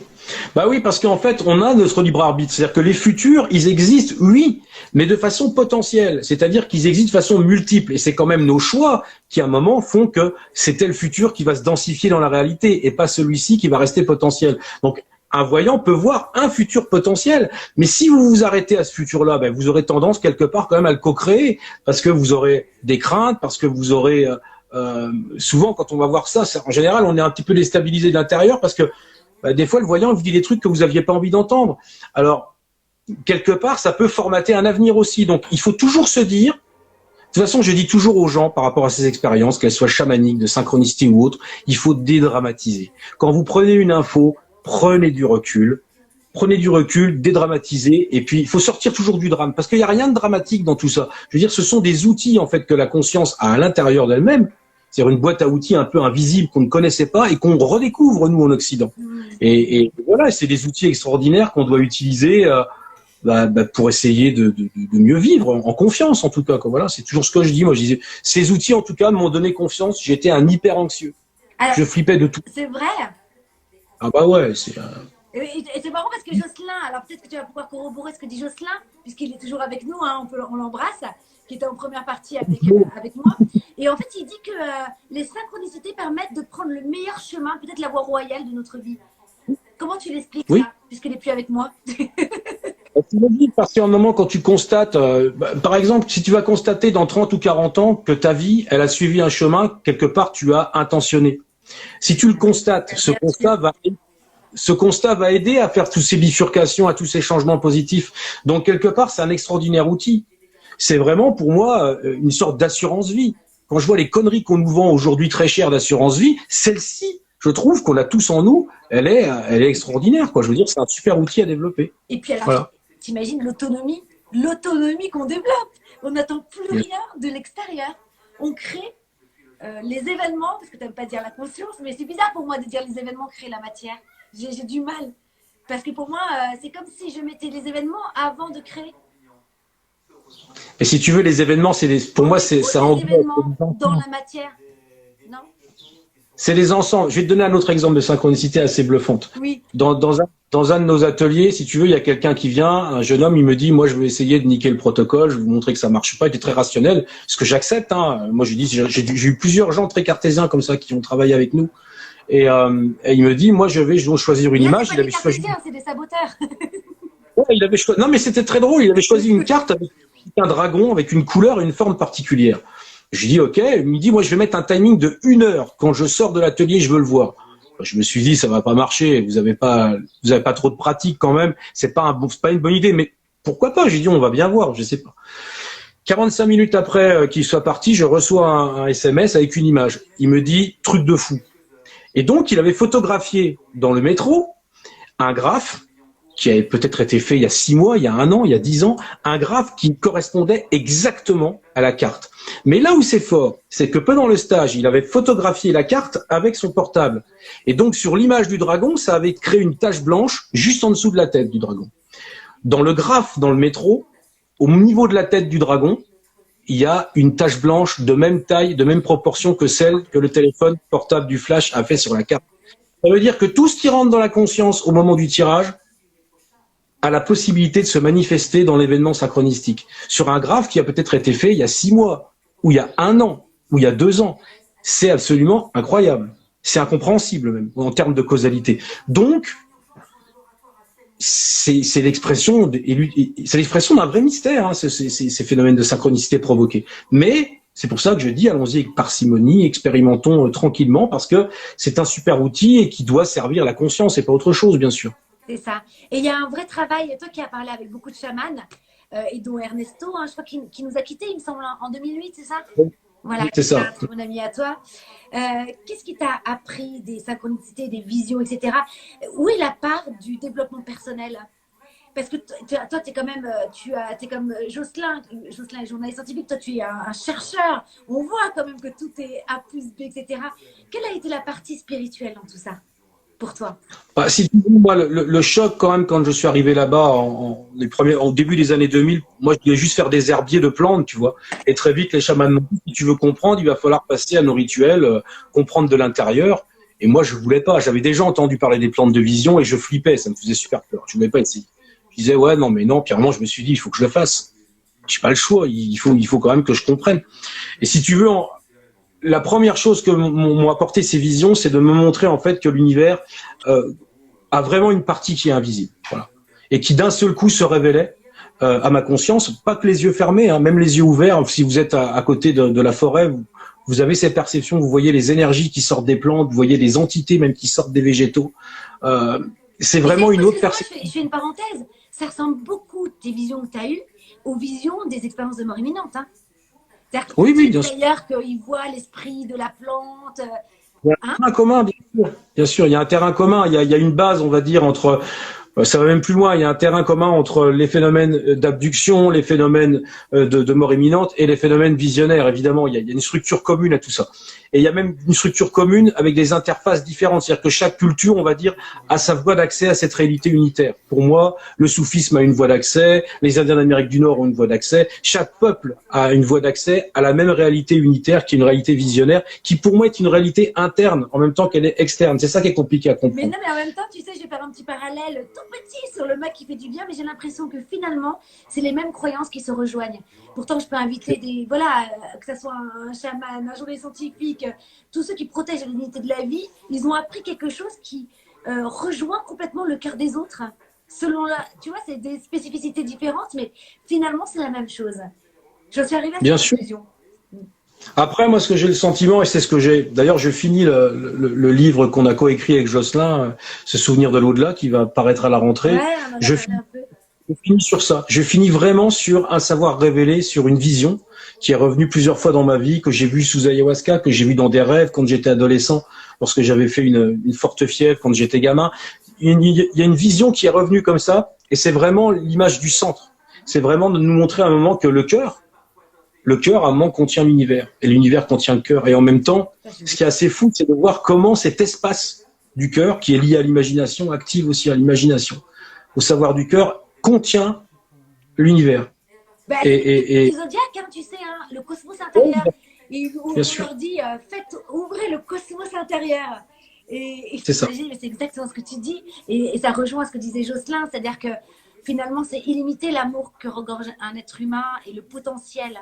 Et c'est ça qui est génial, c'est qu'on peut l'explorer. Et toutes ces sciences nous permettent de les explorer, quoi. Ben c'est ça qui est extraordinaire, c'est qu'en fait, moi, la conclusion que je comprends de toutes ces expériences, c'est que l'univers est en nous. Mais il est en nous de façon somatique, dans notre corps, vraiment. C'est-à-dire pour moi, le corps est un hologramme de l'univers. C'est pour ça qu'on peut expliquer ces phénomènes de vision à distance. C'est extraordinaire parce que quelque part, notre corps est vraiment un réceptacle de l'univers entier. Voilà. Et c'est pour ça que les chamans ont développé ce qu'on appelle le web cosmique, c'est-à-dire, de par leur intériorité, ils plongent en eux-mêmes pour aller communiquer avec des entités qui se trouvent sur d'autres planètes, dans d'autres dimensions, parce qu'ils disent que ça part avant tout de leur corps, de leur centre intérieur, voilà, qui se situe ici au niveau du thorax. Et c'est comme ça, en fait, que commence le centrage de voyage, en fait. Je suis passionnée par ce que tu dis. Je suis passionnée par vous deux, c'est génial. Alors justement, je vais rebondir. Parce que on va revenir sur ces peintures de ces chamans, comme tu le dis, qui ont des visions, qui n'ont pas la culture qu'on a en Occident. Et pourtant, tu me vois, moi je l'ai vu sur les peintures de Pablo, en l'occurrence, tu vois des ovnis, hein, des soucoupes volantes, quoi. Et donc, et tu vas loin parce que, je crois, dans une de tes conférences que j'avais écoutées il y a un an, dis-moi si je ne me trompe pas, mais tu disais même qu'il y avait des opérations chirurgicales cosmiques un peu. Est-ce que tu te rappelles de ce truc-là? Ouais, bien sûr. Bah, si tu veux, là, la notion des êtres de lumière, des guides, des extraterrestres, ces dimensions, tu peux nous expliquer un peu tout ça? si tu veux, ça c'est des mots. Ce qui est intéressant, c'est que moi, quand j'ai travaillé avec Pablo Maringo sur ses peintures en 2007, moi je voyais des ovnis partout dans ses peintures et je lui disais mais pourquoi t'as mis des ovnis? Et lui il me disait je comprends pas. Ben, je lui dis attends, on est dans le monde des visions de l'ayahuasca et tu mets des soucoupes volantes. Pourquoi il y a les soucoupes volantes? Et lui il disait mais parce que le monde des visions, c'est le moyen de passage des ovnis dans notre monde. Moi je comprenais rien. Je dis mais attends, c'est pas possible ce que tu me racontes. Il me disait mais en fait les ovnis qui sont bel et bien un moment des machines, ont la capacité de passer dans le monde psychique. Comment? En sortant de l'espace-temps. Quand tu sors de l'espace-temps, tu te retrouves dans un monde psychique, dans un monde de vision. Et c'est à ce moment-là que ces entités exogènes transitent. Ils transitent en fait par l'ailleurs extratemporel. Or, cet ailleurs extratemporel, c'est l'ailleurs du rêve, c'est l'ailleurs du monde des visions, et c'est aussi l'au-delà. Ça veut dire que ce que me dit Pablo Maringo, c'est qu'une soucoupe volante, un ovni, est aussi un vaisseau qui peut permettre d'aller rendre visite à des défunts. Alors ça m'a complètement scotché, parce que alors là, ça faisait complètement éclater tout ce que je connaissais dans le domaine de l'ufologie. On dit bien qu'Ernesto, c'est un chaman. Hein, mais là, c'était Pablo Maringo. Là, c'est Pablo Maringo, hein, je parle, qui était chaman aussi, d'ailleurs. Pablo aussi qui a écrit. Ça nous montre ce que les chamans te disent, c'est qu'en fait, l'au-delà, l'ici-bas, tout ça, c'est une réalité qui est unifiée. C'est-à-dire qu'il n'y a pas de séparation. Nous, dans notre culture, on a la tendance à penser que quand on est mort, on voyage vers quelque part. Ces peuples-là nous disent pas ça. Ils nous disent, mais en fait, c'est déjà co-présent en permanence. Hein, ces histoires d'ici-bas et d'au-delà sont comme la même chose, imbriquées comme ça. Donc c'est pour ça qu'il y a ces échanges qui sont possibles. Mais l'ailleurs, l'extratemporel est extrêmement important. Et c'est vrai que quand on est dans les visions, on peut avoir le sentiment d'avoir des visions que dans 10 jours, alors qu'on est resté 10 minutes dans l'expérience. Le temps est complètement élastique dans le monde visionnaire. Voilà. Et donc justement, tu parlais dans cette conférence, il me semble, parce que c'est pas dans le livre, hein, parce que alors, beaucoup de gens me demandent quel est le livre, Ce souvenir du futur qu'a écrit donc Romuald Le Terrier avec Jocelyn Morisson. Alors, tu dis dans une conférence, il me semble aussi, de ces opérations chirurgicales. Mais en fait, finalement, moi, ce que j'ai aimé, c'est que mais peut-être qu'on a un potentiel de dingue, qu'on en est vraiment au début, même quand Natacha Calestren nous parle de ces 22 protocoles énergétiques, récupérer son énergie, etc., ouvrir son potentiel. Peut-être que quand on voit les films de science-fiction où ils arrivent à opérer avec des extraterrestres qui arrivent et qui donnent leur science, et que finalement, ça peut se faire en un instant, qu'est-ce que tu en penses de tout ça? Qu'est-ce que t'ont appris les chamans? C'est très difficile en fait de parler de ces expériences parce que je pense que les gens qui écoutent doivent se dire mais ce mec est fou. Parce que le problème c'est que quand on n'a pas le cadre, on va dire conceptuel pour comprendre ces phénomènes, ils peuvent être mal perçus. Je te donne l'exemple des abductions. Les abductions, c'est les phénomènes où les gens disent avoir été enlevés par des extraterrestres. Bien souvent dans notre société où il n'y a pas de cadre explicatif de ça, les entités sont perçues comme des entités négatives qui viennent faire des rapts, qui vous enlèvent, qui vous torturent. Or, sous ayahuasca, on a le même phénomène. Sauf que là, on sait qu'on est dans le monde des visions. Et déjà, ces entités, elles changent d'aspect. On les voit plus comme des entités un peu plus sympathiques, qui viennent non plus vous enlever, mais viennent vous faire des soins. C'est-à-dire que ce qui était considéré comme élément de torture ou des actes de torture, parce qu'il n'y avait pas de cadre de référence pour expliquer, deviennent dans le monde des visions des soins. Et par exemple, ce qui est intéressant, c'est que dans une culture comme celle des Shipibo qui a intégré ces relations avec des entités exogènes pour les soins depuis au moins plus de 3000 ans, ces entités ne ressemblent pas à des petits gris qui sont pour nous comme un peu des entités embryonnaires. À ce moment-là, l'interface, elle change. Ça veut dire quoi? Ça veut dire que leur apparence change. Et donc, les Indiens Shipibo voient ces médecins de l'astral ou de l'ailleurs, les voient en fait comme des êtres humains idéalisés, soit comme des médecins occidentaux, style qu'on peut voir à Lima avec des stéthoscopes, des blouses blanches, donc des grands professeurs de médecine, ou soit comme une autre vision de l'homme idéalisé pour eux, qui est la figure de l'Inca, c'est-à-dire l'Inca, dans l'homme Inca du temps où il y avait encore cet empire. Donc si tu veux, plus on intègre cette expérience et plus l'interface de communication avec ces entités devient humaine, on va dire, et acceptable, et ne génère plus de peur, si tu veux. Donc, moi, j'ai vu effectivement, pour revenir à cette expérience, c'était à Iquitos, j'ai vu descendre dans la hutte de cérémonie en vision, j'avais les yeux ouverts comme une sorte de vaisseau, et puis un bloc opératoire qui est descendu comme ça. Ils ont fait des choses sur une dame qui était couchée, une patiente, et tout après, tout est remonté. C'était assez impressionnant, et ça a été vu aussi collectivement par d'autres personnes, alors qu'on communiquait pas entre nous. Donc, Et comment va cette dame? bah, c'était une femme Shipibo, donc elle est repartie dans sa communauté. Je pense qu'elle s'est bien portée après. Après, il est difficile de faire une enquête épidémiologique pour savoir si cette personne s'est trouvée mieux ou autre. Mais en tout cas, moi, j'ai constaté ça. Je l'ai pu le vivre, en tout cas. Voilà, donc c'était une expérience qui m'a quand même aussi beaucoup déstabilisé quand même dans mes conceptions, dans mon propre système de croyance, quoi. Autre chose aussi, je voulais rebondir sur... oh mince, j'ai un trou de mémoire. Bon, ça va me revenir après. On va revenir sur les rêves déjà, parce que tu expliques bien aussi comment porter une attention, enfin comment travailler sur les rêves. Ça, c'est vachement important. Ah oui, c'est ça que je voulais te dire après, voilà. C'est que tu parles beaucoup aussi du monde végétal. Et quelles sont les plantes qu'on pourrait prendre aujourd'hui qui nous feraient du bien, nous occidentaux? Tu me parlais de la sauge, par exemple. Tu vois, on n'est pas obligé d'aller jusqu'en Amazonie pour les plantes, c'est vraiment une information. Se soigner aux plantes, la phytothérapie, pour toi, c'est un art. Si tu veux, j'avais développé ça il y a une paire d'années dans ce que j'ai appelé la phytothérapie participative. Ça veut dire quoi? Ça veut dire qu'il y a une interaction vraiment avec notre conscience et aussi avec nos rêves. Alors ça veut dire quoi? Ça veut dire que si tu veux, on n'est pas obligé d'aller en Amazonie prendre de la rosacha ou des plantes enseignantes. Elles sont toutes enseignantes. Tu peux effectivement avoir une relation avec la sauge officinale, qui est d'ailleurs une plante très sacrée en Amérique du Nord, avec le tabac, avec plein de plantes, avec le thym par exemple, n'importe quelle plante, on va dire, à s'assurer bien sûr qu'elle ne soit pas toxique avant. Mais si tu veux, ce qui est intéressant, c'est déjà de partir du rêve. Ça veut dire quoi? Ça veut dire essayer de faire un travail onirique. Alors, il faut être disponible pour faire ce travail. Alors, le confinement pouvait justement bien s'y prêter. Ça veut dire quoi? Ça veut dire qu'il faut pas être réveillé trop tôt le matin par un timing réglé comme une horloge ou quelque part le radio réveil ou la sonnerie de votre téléphone, elle tue le rêve. Ça veut dire que vous n'êtes même pas capable de vous en souvenir après. Donc déjà, il faut avoir cette possibilité de recevoir le rêve, de faire un cahier de rêve et de noter. Parce qu'ensuite, va justement s'établir un dialogue. Vous pouvez, avant de vous coucher le soir, sur un cahier de rêve, marquer une intention, demander au rêve qui vous donne des éléments de réponse sur telle ou telle situation. Vous pouvez avoir effectivement un rêve qui va être en lien avec votre demande et qui va vous éclairer. Ça, c'est très important. Dans le domaine de ce qui est de comprendre la relation aux plantes enseignantes, c'est pareil. C'est-à-dire que vous allez faire un cahier de rêve et vous allez poser une question, par exemple à la sauge, vous dire je veux rentrer en relation avec toi. Et puis le rêve, est-ce que je peux avoir plus d'intimité avec toi, sauge? Voilà, mais ce qui est assez fou, c'est que vous allez avoir des rêves. Alors la sauge, elle va pas apparaître sous la forme de sa sauge dans son pot. Elle peut apparaître sur une forme humanoïde, elle peut apparaître sur des formes symboliques. Et c'est là qu'en fait va se créer une relation, une interface qui est vraiment adaptée à vous-même pour comprendre le dialogue. C'est-à-dire qu'elle va utiliser des symboles qui vous sont chers, des situations, des choses que vous aimez pour communiquer. Et ensuite va se créer un espace de rencontre, de dialogue et d'échange d'informations sur des situations données. Ça crée une certaine forme de guide intérieur et après vous pouvez apprendre des choses sur les plantes. Ouais, ça c'est clair, bien sûr.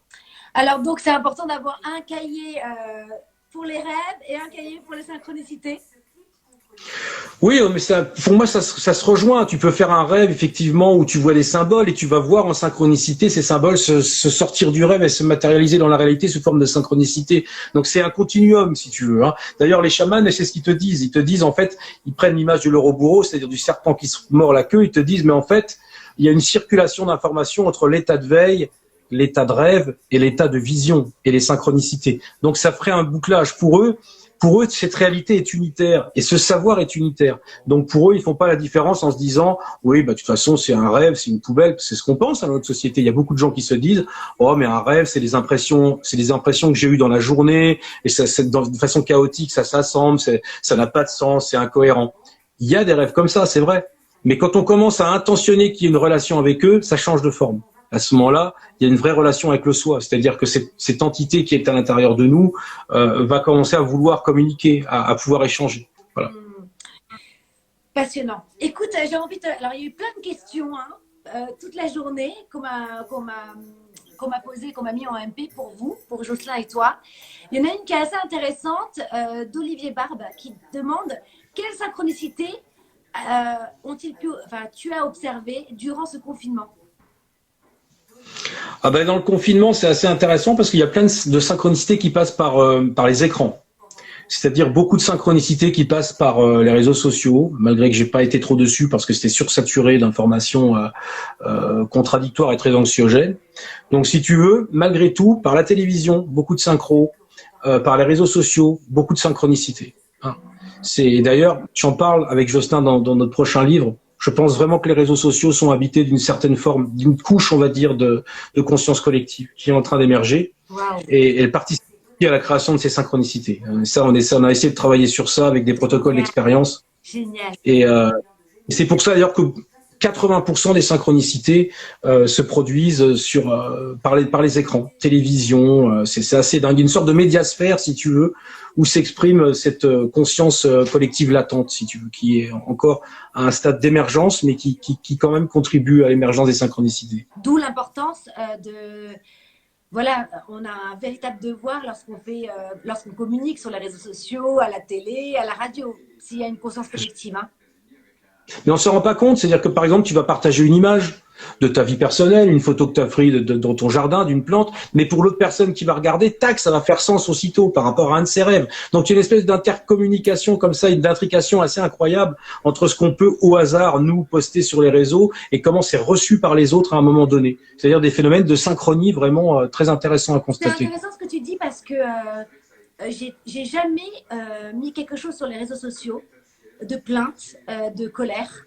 Même de la colère juste, hein, qui pouvait être pas face à une injustice, mais je préfère toujours donner des informations positives parce que inconsciemment, je pense que je sens qu'il y a le devoir de me dire, mais qu'est-ce que j'alimente chez la personne qui est en face et qui va le lire? Est-ce que ça va baisser sa vibration ou est-ce que ça va l'élever en fait? Ça impacte toujours quand à un moment on a une intention négative, même si elle est un peu dissimulée ou qu'on n'est pas bien.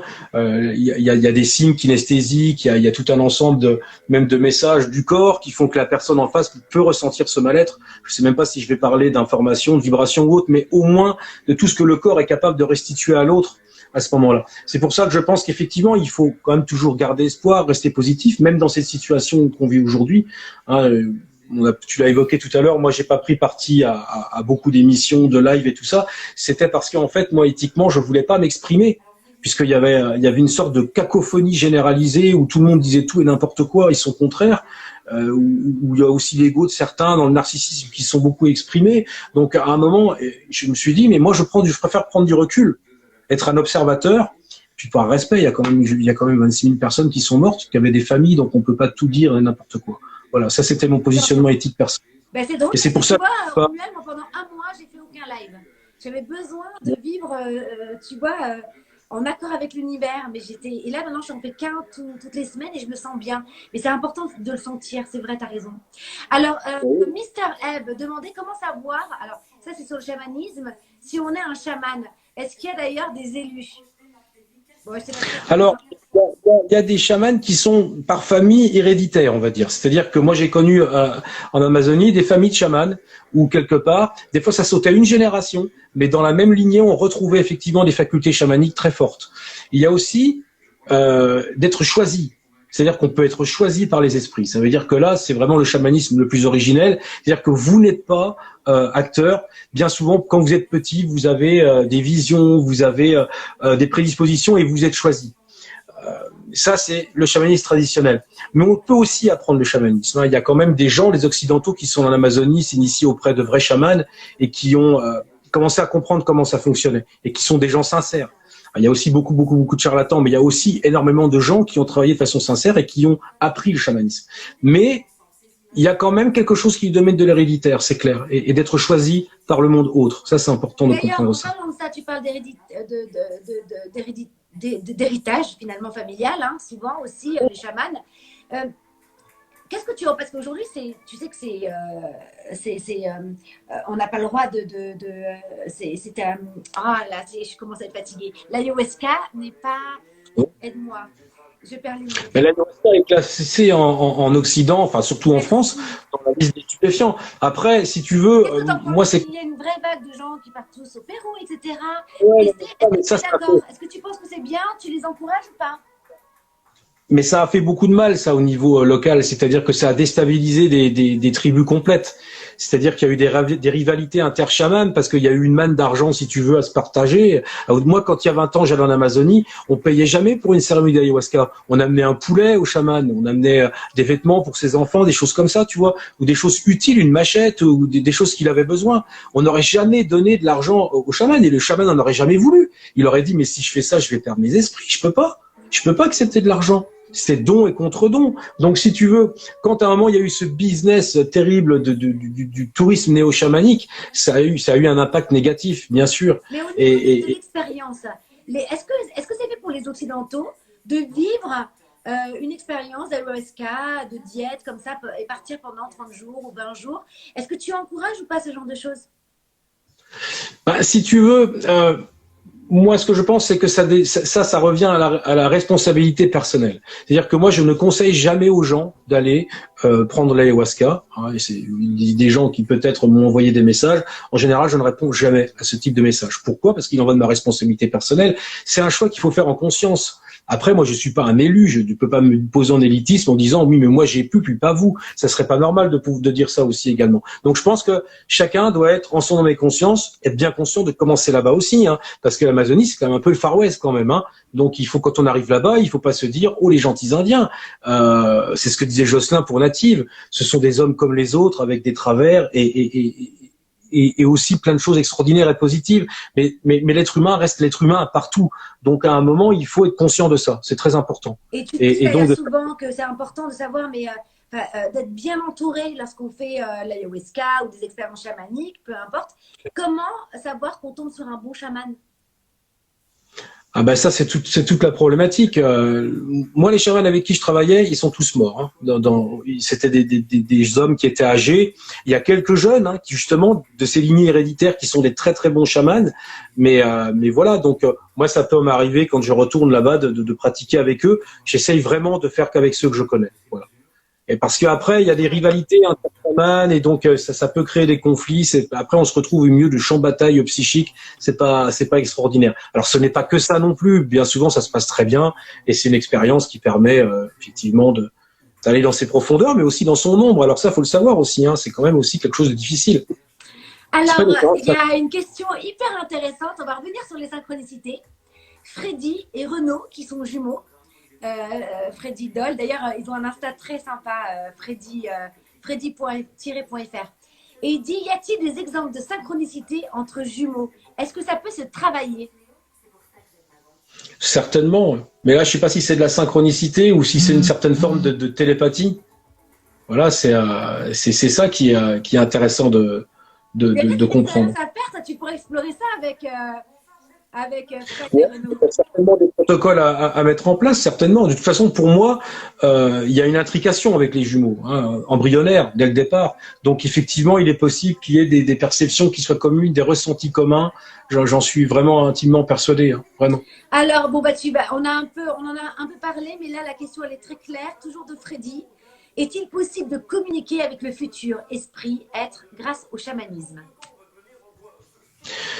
Alors oui, parce que quelque part les protocoles expérimentaux que j'ai élaborés, on va dire, pour la création de synchronicité, les rêves prémonitoires, sont issus du chamanisme. C'est un savoir chamanique au départ. Mais c'est un savoir chamanique qui a pris aussi consistance quand à un moment, j'ai découvert les travaux de mon ami Philippe Guillemont. Si j'aurais pas eu de cadre, on va dire, physique pour comprendre ça, peut-être que ça serait resté lettre morte. Parce que quand je travaillais avec Ernesto, bien souvent, je comprenais pas du tout ce qu'il me disait. Je me rendais compte que ça fonctionnait, ces trucs, mais je me disais, je comprends rien. Parce que j'avais pas de cadre, en fait, de référence conceptuels pour pouvoir les comprendre. Alors la physique moderne, la physique de l'information aujourd'hui nous ouvre ces cadres-là, nous ouvre justement des portes pour pouvoir comprendre. Et quand on comprend, on intègre. Et quand on intègre, on a plus de possibilités effectivement d'être dans l'expérience. Hyper intéressant. Alors, une dernière question et puis on va arrêter.